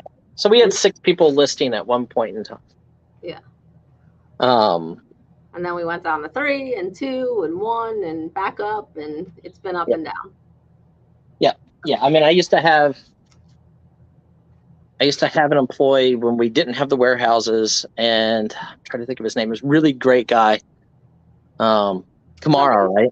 Kamara. Mm-hmm. Kamara. So really, really great guy. Real smart. Very business, minded, and had a family.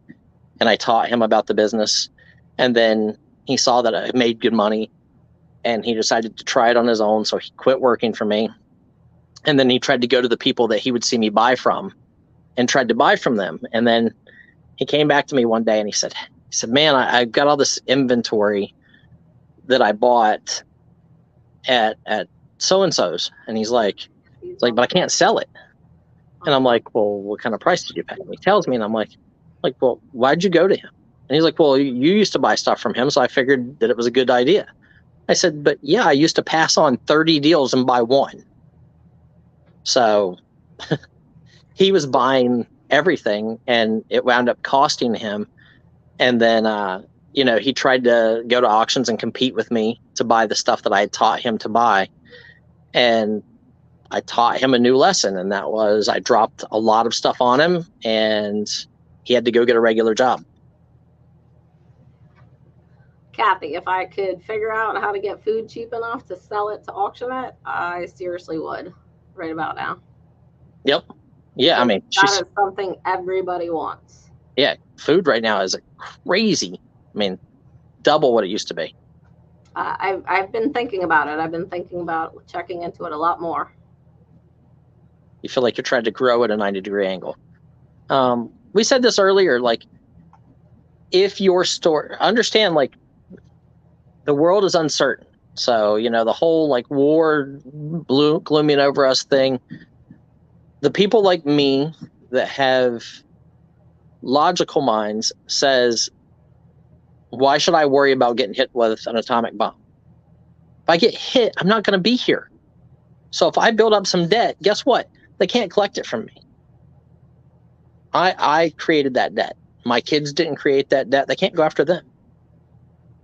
So why should I be so scared that I don't try to grow my business because I'm worried about something going on, half the world away? There is shootings, schools, malls, all kinds of negative stuff in the press. Guess what, people? That stuff's always been there. Like, it just wasn't as easy to show up. Yeah, KK, did you see the link? Do you need me to drop the link again, KK?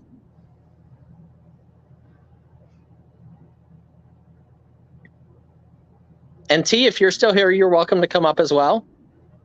You can click the link and come in and say hi. Most of my people know you. Guys, remember, learn from Brian, but create your own way. Don't try to be like Brian. Don't try to be like anybody. Make your own way. Oh yeah, you definitely do not want to be like Brian.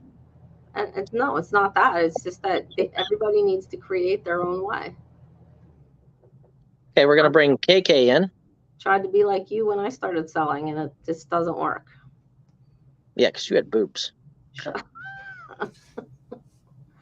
We ladies do have those things. Yep.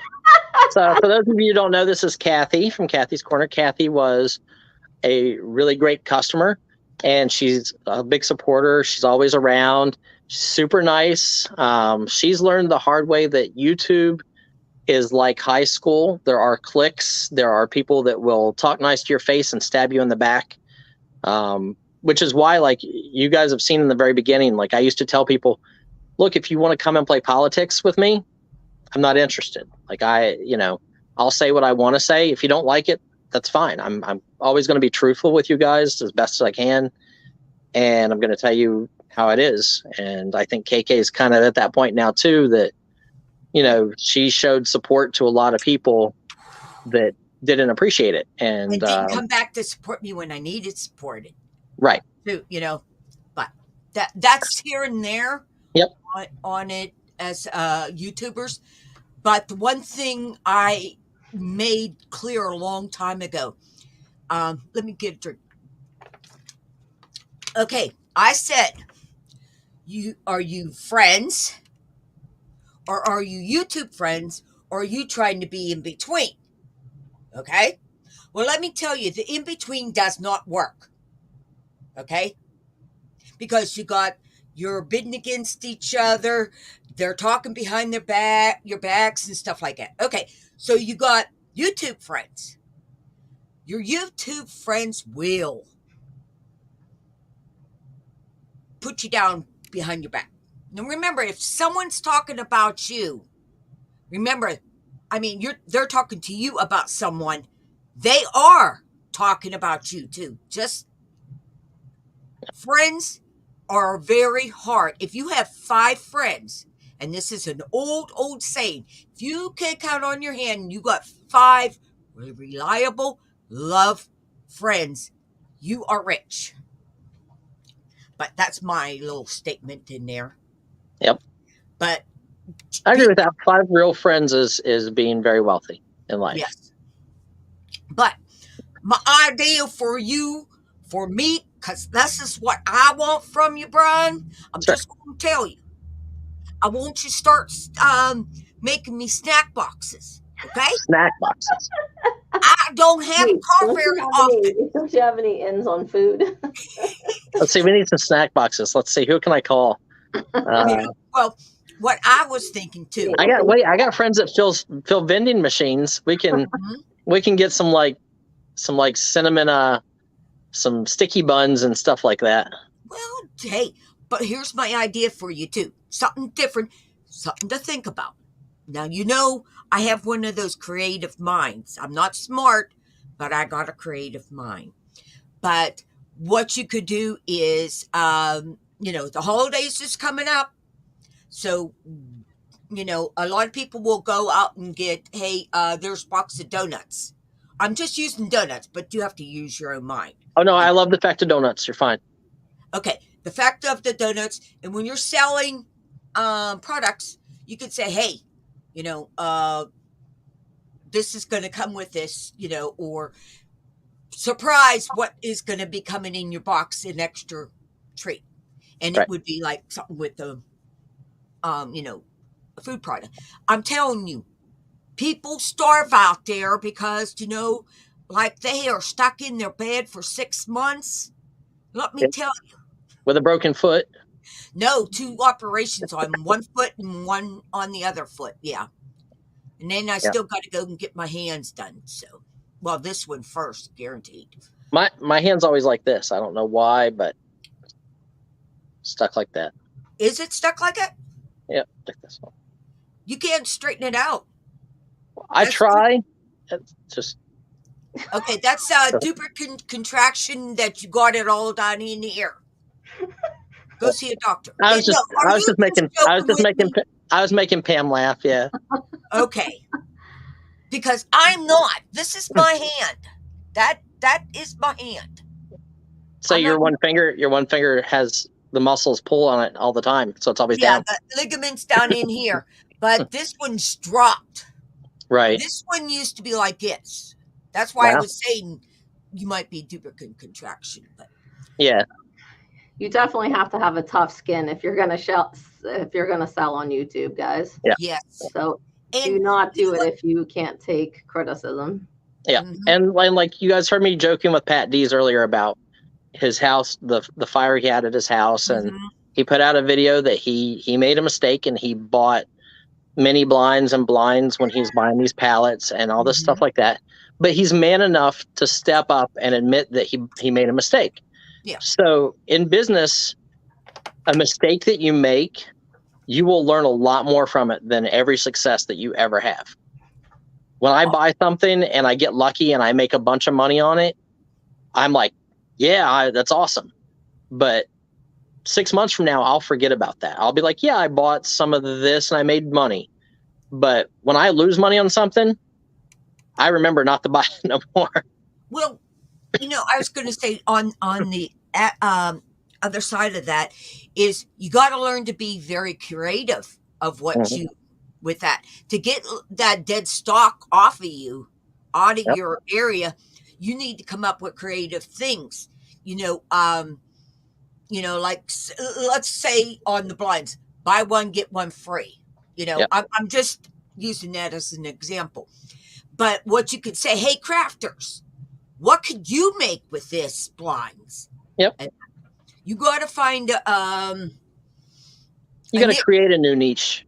niche for them. Yeah. Yep.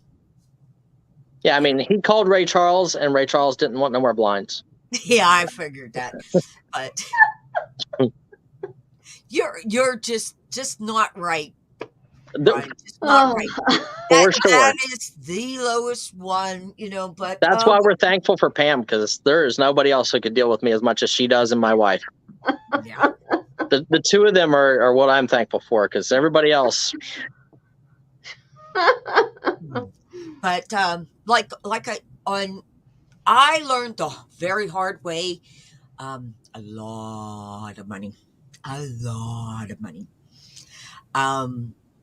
Let's put it this way. I was close into your bracket of what I was buying. Yep. And then I ended up having to give it all away pretty much in that. And, but what I was going to say, I still got my frame Indian though.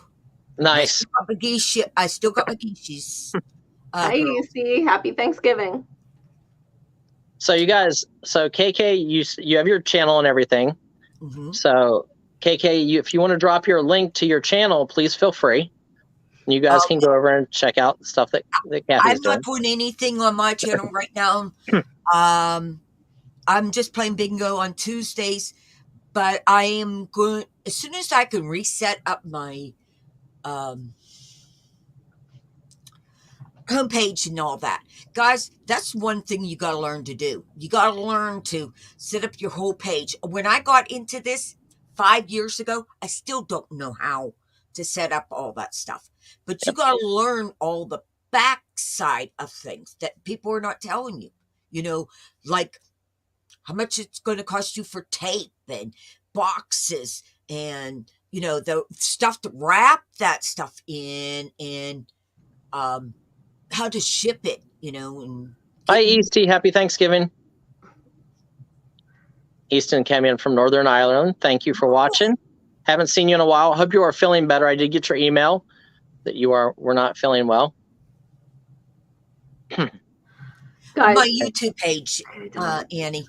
And he said that Donna did that last holiday. Did what? Yeah, she added food boxes. Oh, that's nice. Yeah, see, that's where I, you know, Donna, I bug Donna and T all the time in the chat. People know when I come in, it's like, where's my food box? You know, I don't want that merchandise. I want the food box, you know. But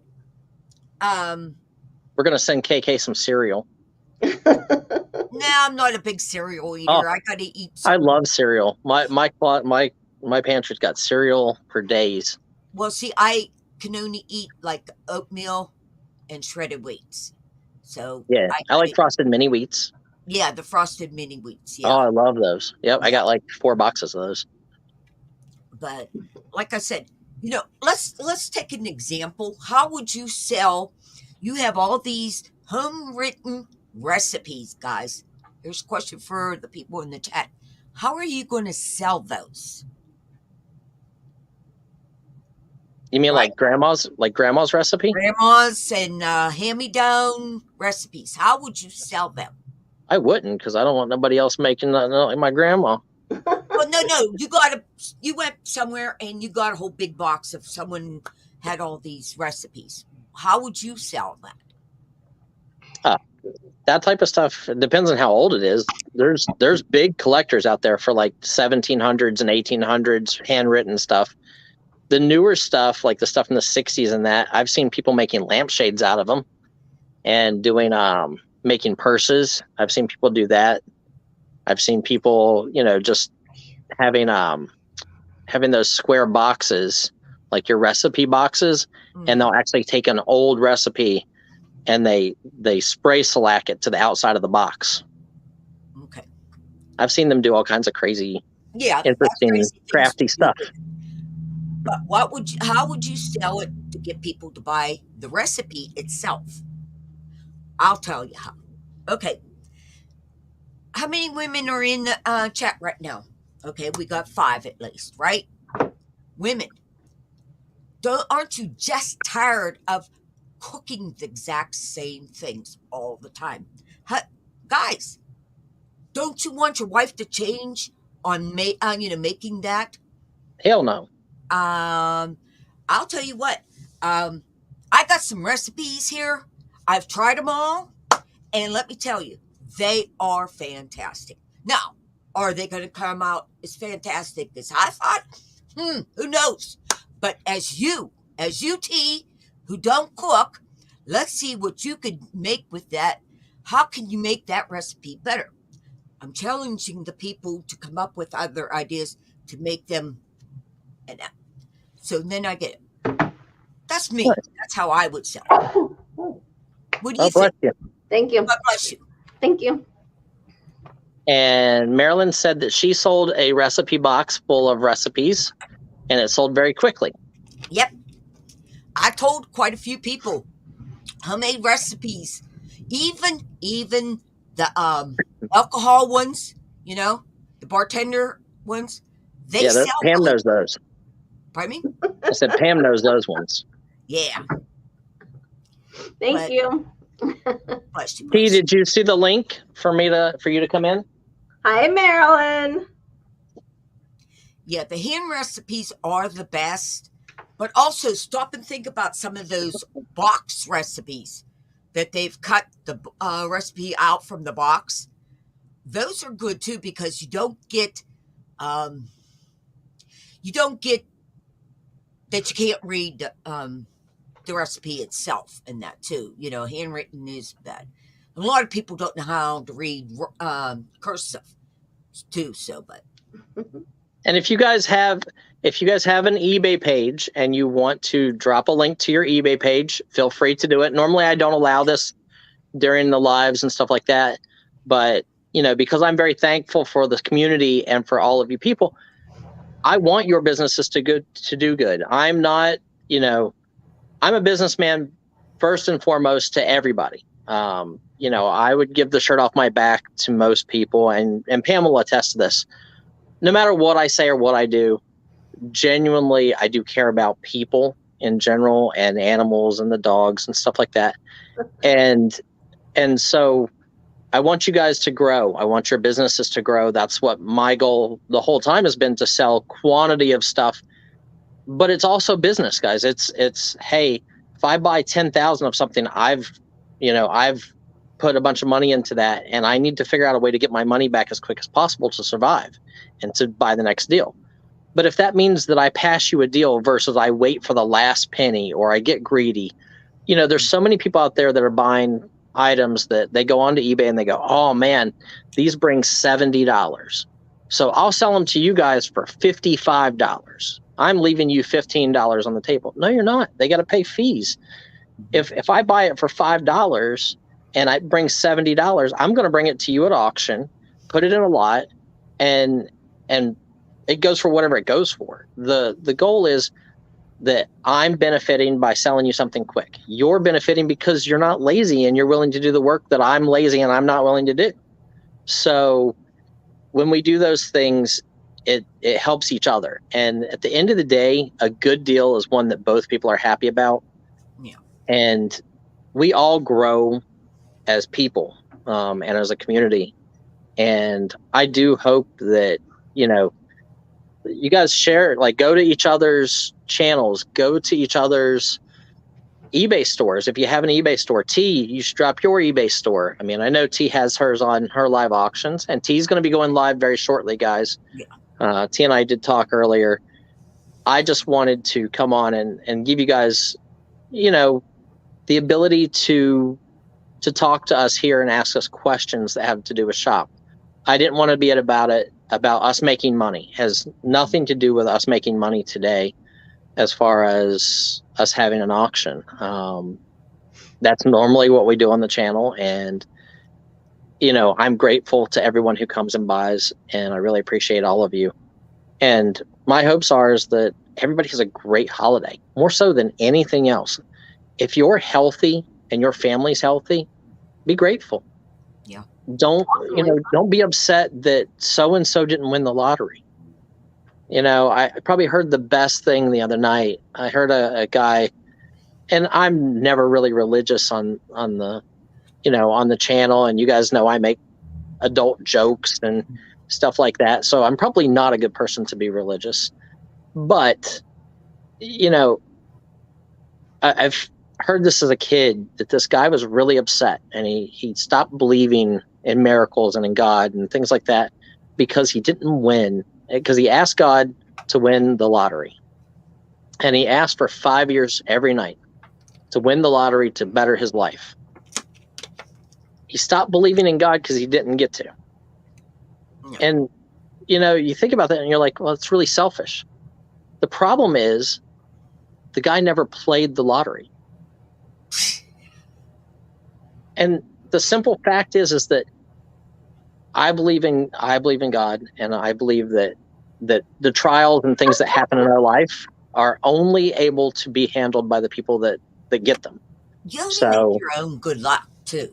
Yeah, you have to put forth the effort if you want to succeed. Okay, now you want to know how I save money? On eBay. You want to know how I save money? How'd you save money? It's natural, Tea Garden. Let's put it this way. Don't bid against me, and that's how I'll save money. When I'm buying, just don't bid against me. That's all I'm asking from you. We don't allow that on this channel. I know KK's blocked forever. I don't care. No, so that is something like, look, guys, as an auctioneer, and my dad was a real live auctioneer, like licensed and everything like that. You guys don't see certain people on the channel that were on the channel in the very beginning, and I know somebody's going to say, "Oh, it's Greg Lusk." No, it's not Greg. There are multiple people who are no longer here, and there was 3 people involved that would send out emails asking other people not to bid against them, and they would share lots from us. So everybody who participated in that no longer have wrenches. They're not able to bid. And the reason we do that isn't because I don't want to take their money. It was because it's not fair to the people who come in here every day or every 3 days a week and are bidding to bid against somebody who is trying to manipulate the system. Mm-hmm. If you have to manipulate something, you shouldn't be there. You just shouldn't. You should, wake up in the morning and be fair. Like Kyle's a great guy. But if I go over to T and Donna's and I see something that I want and Kyle likes the same thing, guess who's bidding against each other? I'm bidding against Kyle. Sorry, Kyle. And I'm going to pay T and Donna with Kyle's money. Yeah, because he spent it with me that week. I'm only joking, guys. I really am. Yeah, no, I'm just letting them know because I know this does happen on some of the auction channels. So I just want everybody to know that, like, hey, we're here for a reason. We're here for this is our job, and this is how we make a living, and we do work hard. I mean, this isn't. I know I say I'm lazy all the time about like that I don't want to list stuff on eBay or that I have employees to do all that, and that's true, but this is a lot of work. And Pam will agree to this. Like, she sees now that she's done like a bunch of auctions on her own and with the girls and stuff like that. And it's a lot of work. It's a lot of packing and shipping and, keeping track of things and answering emails and everything else. And, for that, like, I appreciate everybody. Like, Janine comes in and she helps us, and we'll give Janine a thank you. And we're thankful that Janine comes in and works for us. And, we are happy that she comes in and helps us mod. And we understand things happen in life. And we joke around with Janine a lot because she'll mistype or, she'll come in on business hours, like an hour late when Kyle's an hour late. And, things like that. See, I got Pam laughing again. But, also, I want everything to be fair for everybody. Yeah, I was going to say, it does take other people to help your channel to do what it is. Not only you're coming in to buying, but to help those new ones that come in, and say, give them answers. You're part of the channel, and it's very important to support the channel as best as you can anyway. Answer the questions. I mean, they're very busy looking, selling this item, but you're Ladonna. the one that's reading it. Yeah. Guys, Oh, Brian made a no, very, very Janine, good you point. are fantastic. Yep. Brian made you a are very good point. It is a lot of work. Yes. And when you want to learn YouTube, ask T and Donna, ask Brian, Yes. get them to help you if you have questions. And I learned from all of them and learn from other people, but definitely find your own way. Yep. Don't try to be like anyone else. Yep. We're gonna be changing things up in the new year, guys. I have a big idea coming that nobody else is doing yet, and we're gonna try it out. And if it works out, it'll be fast, efficient, and it'll be fun for me for a while. Like, things get stale. Auctions, I've done auctions longer than most anybody, and it's just one of those things like, without T's help and stuff like that, I probably would have not moved from Facebook to YouTube. And it took me a long time because I wanted 1,000 subscribers before I did my first auction. And we actually did wait for that. Yeah, we waited for that. We waited for 1,000 subscribers. Yeah. But we do want, if you guys can, absolutely share out the channel. Like, I don't care if your friends come in and don't buy anything. Yeah. If they learn something from watching someone else buy something and it makes them money and it helps their family, that's fine by me. I have no problem with that. Come in and hang out, talk to us and chat. The biggest thing that I have to say as a seller, the thing that I want my audience and the people, the 55 people in the room, I know there's a lot of people that are washing dishes or, petting the cat or watching the dog or whatever. Come in and talk. Like, come in and tell us, like, hey, I'd really love to see you sell comics today because I know you have comics. Or I'd really love to see you sell, you haven't sold us Lions Club banners in the last 8 weeks and I've sold a bunch and I'd like to replenish and I know you have more. Come in and tell us. Like, we want to know. It helps the channel move on. It tells us to bring stuff that you want to see. You're not getting bored. It's audience participation. Well, even just come in and talk, guys. For example, Ashley is with us almost every day. And she's not even wrenched. And she's not wrenched. She's not a buyer, but she comes and hangs out with us every day. And she talks to us. Come in and talk to us. Even if you can't buy some days, just come in and talk and have a good time. Hang out with us. I get it. I'm too addicted. I got a question. Do you ever recommend for your customers, if they want to see something, to email you ahead of time and make the lots? Like, yeah, those people? I do have some people that'll email and be like, hey, I'm not working today, so I'll be in. Do you have any of this coming up today? We do love that. And then we will bring that. And that's always open, guys. My email is always open. I get 200 to 300 emails a day. And I do my best to bring stuff to you guys. But, on the back end of that, understand that, like, hey, if we have one person in for comic books, that's not an auction. No. If you're the only person there to buy comic books and you know that we're selling you, and you're the only person that comes in, I'm probably not going to put up a graded comic book that I paid $300 for and started at $25. Just, that's just business. But when I have people and I have a big crowd in and I know there's multiple people, I'll gamble all day long. It's fun for me. And Pam knows I do it all the time. I have stuff that we were like, oh, this is $1,000. Let's throw it through the auction. Let's see what happens.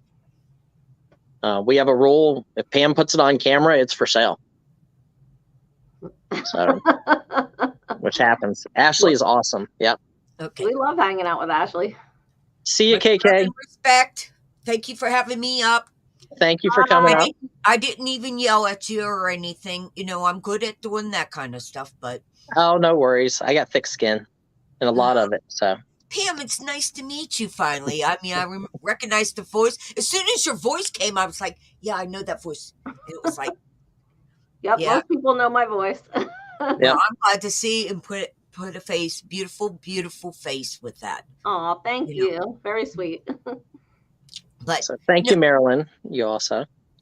Yeah, thank you, KK. Yes.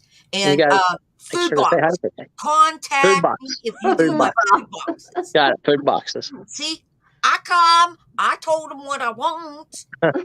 Will he do it? Food No, boxes. that's okay.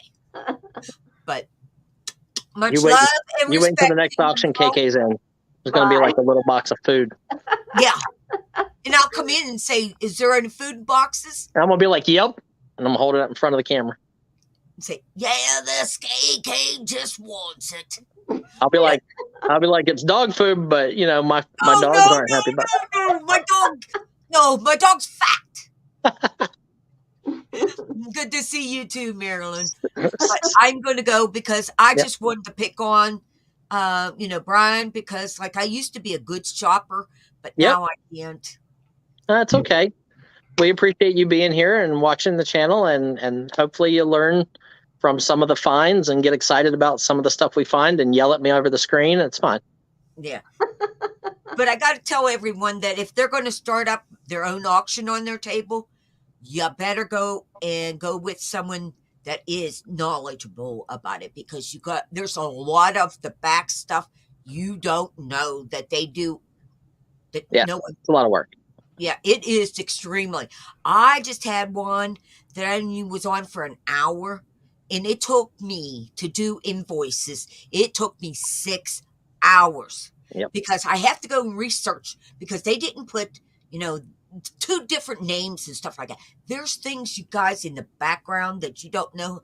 So that's why I don't mind paying something extra for when buying something, because I know how hard it is for them. But, Yes, Mark. okay, I'll leave you. I'm sorry. No you're problem. good. You're I'm good. just answering some questions at the same time. Yeah. See you, KK. See ya. Bye. Bye-bye. Bye, hon. Happy Thanksgiving. So, Mark, yes, my email is the best way to get a hold of me for stuff. We will travel anywhere in the United States. If the deal's good enough, I'm sure I can figure out a way to get to Canada and get stuff back down here from there. We are working on 2, 3, 4. We're working on a few large deals, guys. We'll give you guys just a heads up. I have, from the comic book video that we put out, I have 3 deals. One is in Arkansas. So if you're in Arkansas and can give me advice, or if you want to meet up or something like that, whenever I go there to look at the comic book collection, great. Feel free to email me. The other one is in, I think, Memphis or Nashville. I can't remember. I just remember it's one of those 2 cities.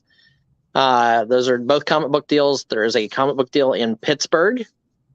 So all 3 of those deals came from the video. And that's what I want to grow YouTube for, because getting those deals. Justin from Pickers Warehouse asked about 80s action figures. Pam, tell them what we're going to have next week. We're going to have some 80s action figures, some turtles. We're going to have turtles next week. We're going to have turtles. We have turtles? Yeah, live turtles. I mean, Teenage Mutant Ninja Turtles. I don't know. We do? Where do we have those at? What are we having next week? I have no idea. What? Oh, Masters of the Universe. That's it. I'm not a toy person. Don't ask me. Pam and I have talked about this like for the last couple of days. And she's like, oh, turtle. Masters of the Universe, Nate said. Yeah, Master of the Universe. Well, we have some He-Man stuff coming next week. Yep, Some vintage He-Man, the vintage stuff. So we're going to have that stuff. The other deals that we're working on are the clothing deal. We'll shoot for Tuesday. Justin, we'll try some on Tuesday and see how they do. If we don't have a good turnout for Master Universe, we'll do some. If they don't do well here, we'll send them over to Whatnot, and we'll have a Whatnot auction, because I know they do really well there. But we haven't tried them on YouTube. I would rather try them on YouTube first. You guys come first. So we try stuff here first. If it doesn't do well, then I don't feel bad about sending it over to Whatnot. And we have tons of comic books, so we send it to both places. Big deals that we buy.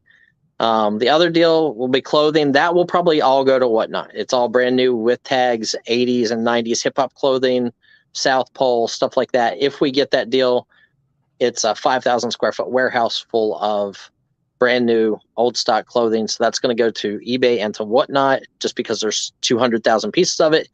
And then we are looking at a toy deal that is potentially 150,000 items, 100,000 items, and we are going to negotiate to buy that deal. And I think we're going to video record it. I'm going to offer it out to you guys direct before I even buy it. And that way you're kind of getting a crazy good price. I'm not laying out $100,000 out of my own pocket. I kind of get partners in it, but you guys get a super good price, and we're doing all the work and we're finding the deal for you. And maybe we make 50 cents a piece or 25 cents a piece on the stuff. So Brian getting rid of his old hip hop clothes. Yeah, maybe. Actually, this is the type of stuff I would have definitely worn. There's a lot of really cool stuff from that. I don't know. I blanked out. Yes, we have He-Man figures. We'll start for Tuesday and we'll go from there. We'll see what happens. Troll calls. Brian, how do you handle sales tax? Do you collect it? Do you pay it or what? Don't you do that for what state you're in? So the way sales tax works with online selling, as far as eBay and whatnot, they collect it for you. You don't have to worry about it. If I'm selling something, so like if I go to my local flea market, you're supposed to file sales tax. If we open up the antique co-op like we're thinking of doing, we would file quarterly sales tax or monthly sales tax, and you give it to the state. You just keep it to the side in the register as you charge for it. Generally, the buyer pays for it. We don't charge it as far as YouTube goes, because at the end of the year, I feel like I give them plenty.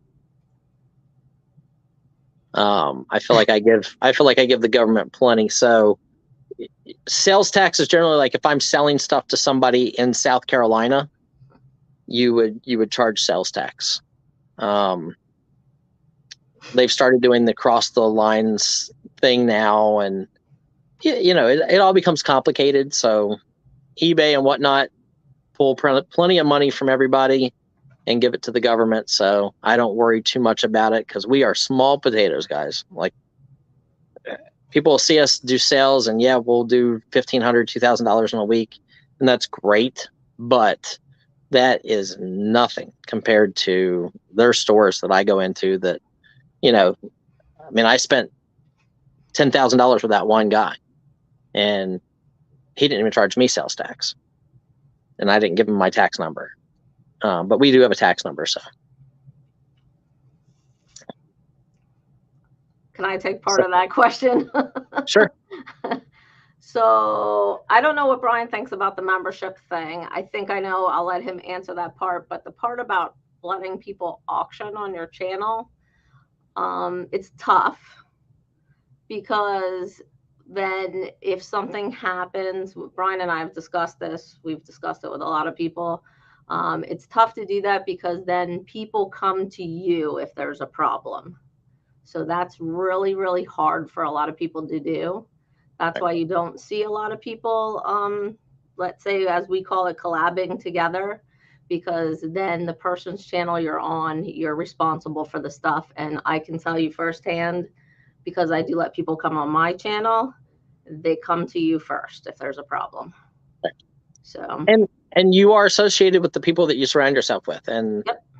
If we're trying to help, and T is a perfect example of this, guys. Yep, I learned it from T. Yep. So a lot of times, we let somebody come in and they grow, and then once they've outpaced you or left you in the dust, or there's been people that I've known that had 600 subscribers that now have 60,000 subscribers. They don't even return a text message to me. Mm-hmm. And they ask me for like important information that helped their business grow. And then you're no longer, you're discarded. Guys, respect is everything in business. Like you just have to know that it's fine. Like, I don't mind doing something like this where I bring you guys on and I help you grow your channel, or you guys drop your links for your eBay stores. Every day you guys hear me talk about going over to Auctions for You and to Donna. And Donna and T, I know they know what they're doing. I know they're going to ship out their stuff. Don't have to break out sales. Paul, if you're selling online, you do. Like if you're selling on whatnot and eBay, stuff like that. But if you're doing YouTube, I don't usually worry about that stuff. Plus, it's a lot of work. As T will tell you, it's a lot of work to have other people on your channel too. Yeah. And guys, let's Stress. be honest. Let's call an elephant an elephant. If I bring somebody on that has never sold before, and we've done this. You guys have seen me do the Black Friday sales with T and Donna and stuff like that. And I look at things a little different than a lot of other people do. I just chalk that up as a day that I'm not really going to be selling. Right. But then you get people who are like, well, you told us 3 items each. Yes, I did. I said 3 items or 15 minutes, whichever one it happens to be. If you got 1 item and you did a huge lot and it took 27 minutes for you to do it, it's not fair to the other people who were in that same boat that only had 15 minutes. So, you know, some people are very cognitive of time and some are not. And time is money.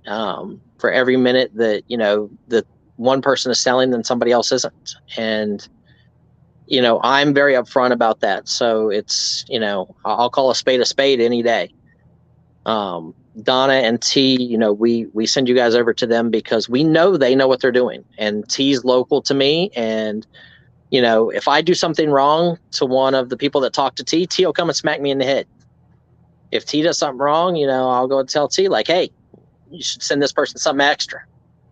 But, you know, at the end of the day, you're accountable for yourself. And if you guys want to grow your channels, we're here to help you by giving you supply, and you don't got to spend your time or your money or your gas and go out and find stuff. We're going to help you do that. We're going to do it as cheaply as possible, and the auction's going to determine value.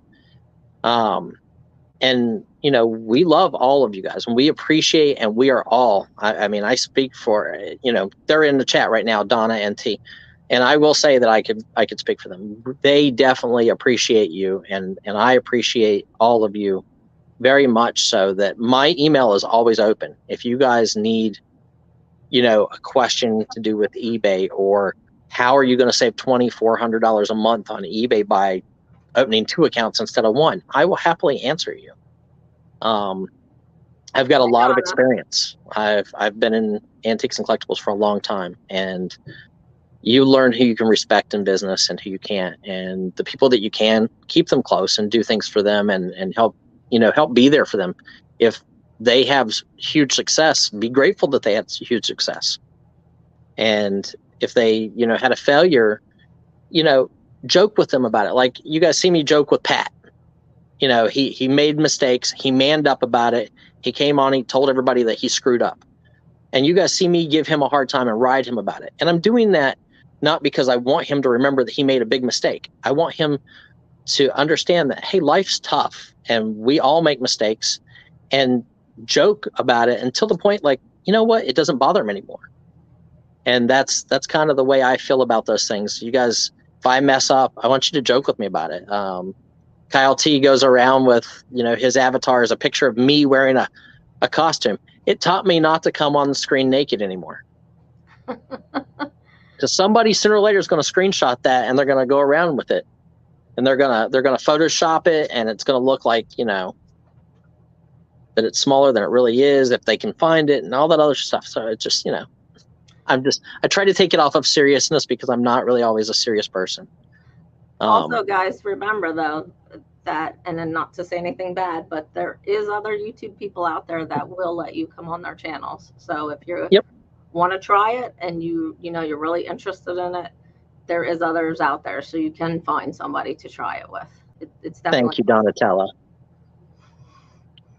And we always appreciate each other's time, guys. Like, we try to purvey, and you guys will see, like, I try not to sell whenever Donna and T are selling, because I respect that we let each other know, like, hey, when we're running. I run at a time of day that doesn't have as many people, but it's easier for me in my day because Pam's at work during that time. It works out during the day. It's not messing up her home life, you know, things like that. If I want to run with T or something like that, you may see us cross do things together because we're all kind of a nice big family there. But we respect each other, and we definitely appreciate all of you guys. And just know that, like, if don't do things behind each other's backs if you don't want them done behind yours. you know, it's the old adage of you treat people how you want to be treated, and that's really what it boils down to. I'm usually not very serious, and I apologize. I know that we've lost some subscribers and some of our auction watchers because I make adult jokes during the auction. But guys, it's boring. Like it is. It is boring once you sit and sell over and over again if the audience isn't participating. Like if you guys aren't talking. And Big Barn, JJ's a great guy. He's awesome. We did the auction with him not too long ago. But our two channels, we shared time. You know, we went on his channel. He came on our channel. You know, we did that to help each other grow. And that's ultimately what everything's about. It's one hand washes the other. And, you know, we want to help you guys in the way we best know how. I know how to buy stuff. Tea garden. My addiction is buying stuff, so I know how to do that. Pam has like 25 children. Yeah, and she doesn't even know any of their names. Okay, and then guys, over at Auctions for You, the T is going to be coming on. T, drop your link. Guys, I do work at night. I sell at night too. Yeah. Or Donna, drop your link. Drop the links, guys. Hurry up. Donna's going over to T. They're going to be auctioning, so I want you guys to go over there and have a great Thanksgiving. We are not going to be running tomorrow. No auction tomorrow. I just want everybody to have a good day. Like stay off of YouTube tomorrow, guys. I mean, I'm sorry if anybody's having an auction. Don't kill me, but stay off of YouTube. Put the computer down for a day and spend it with family because you don't get that time back. Go eat some pie. I'm going to eat some pie. Yeah, Pam. Why are you laughing? I'm going to eat some turkey. I'm going to have some mashed potatoes. I'm going to pet my doggies. I'm going to play some video games tomorrow. So I do that so that my wife doesn't kill me, because if she had to deal with me for 24 hours straight, she would kill me because I'm like a 7-year-old mentally. And everything else like that. But hopefully Pam will go home tomorrow and Pam will relax and sit on her couch and let her doggies lay all over her and wear her pajamas until noon, and she'll probably decorate for Christmas. I'm already on that. Yep. So it takes her like 2 weeks. But yep. We love all of you. I will send invoices out for yesterday, I think. Did we sell yesterday? We did sell yesterday. And we'll see everybody on next week on Tuesday. But Twin Park Thanksgiving for my sister-in-law. Oh, that's sorry to hear that, KK. Prayers for KK's sister-in-law.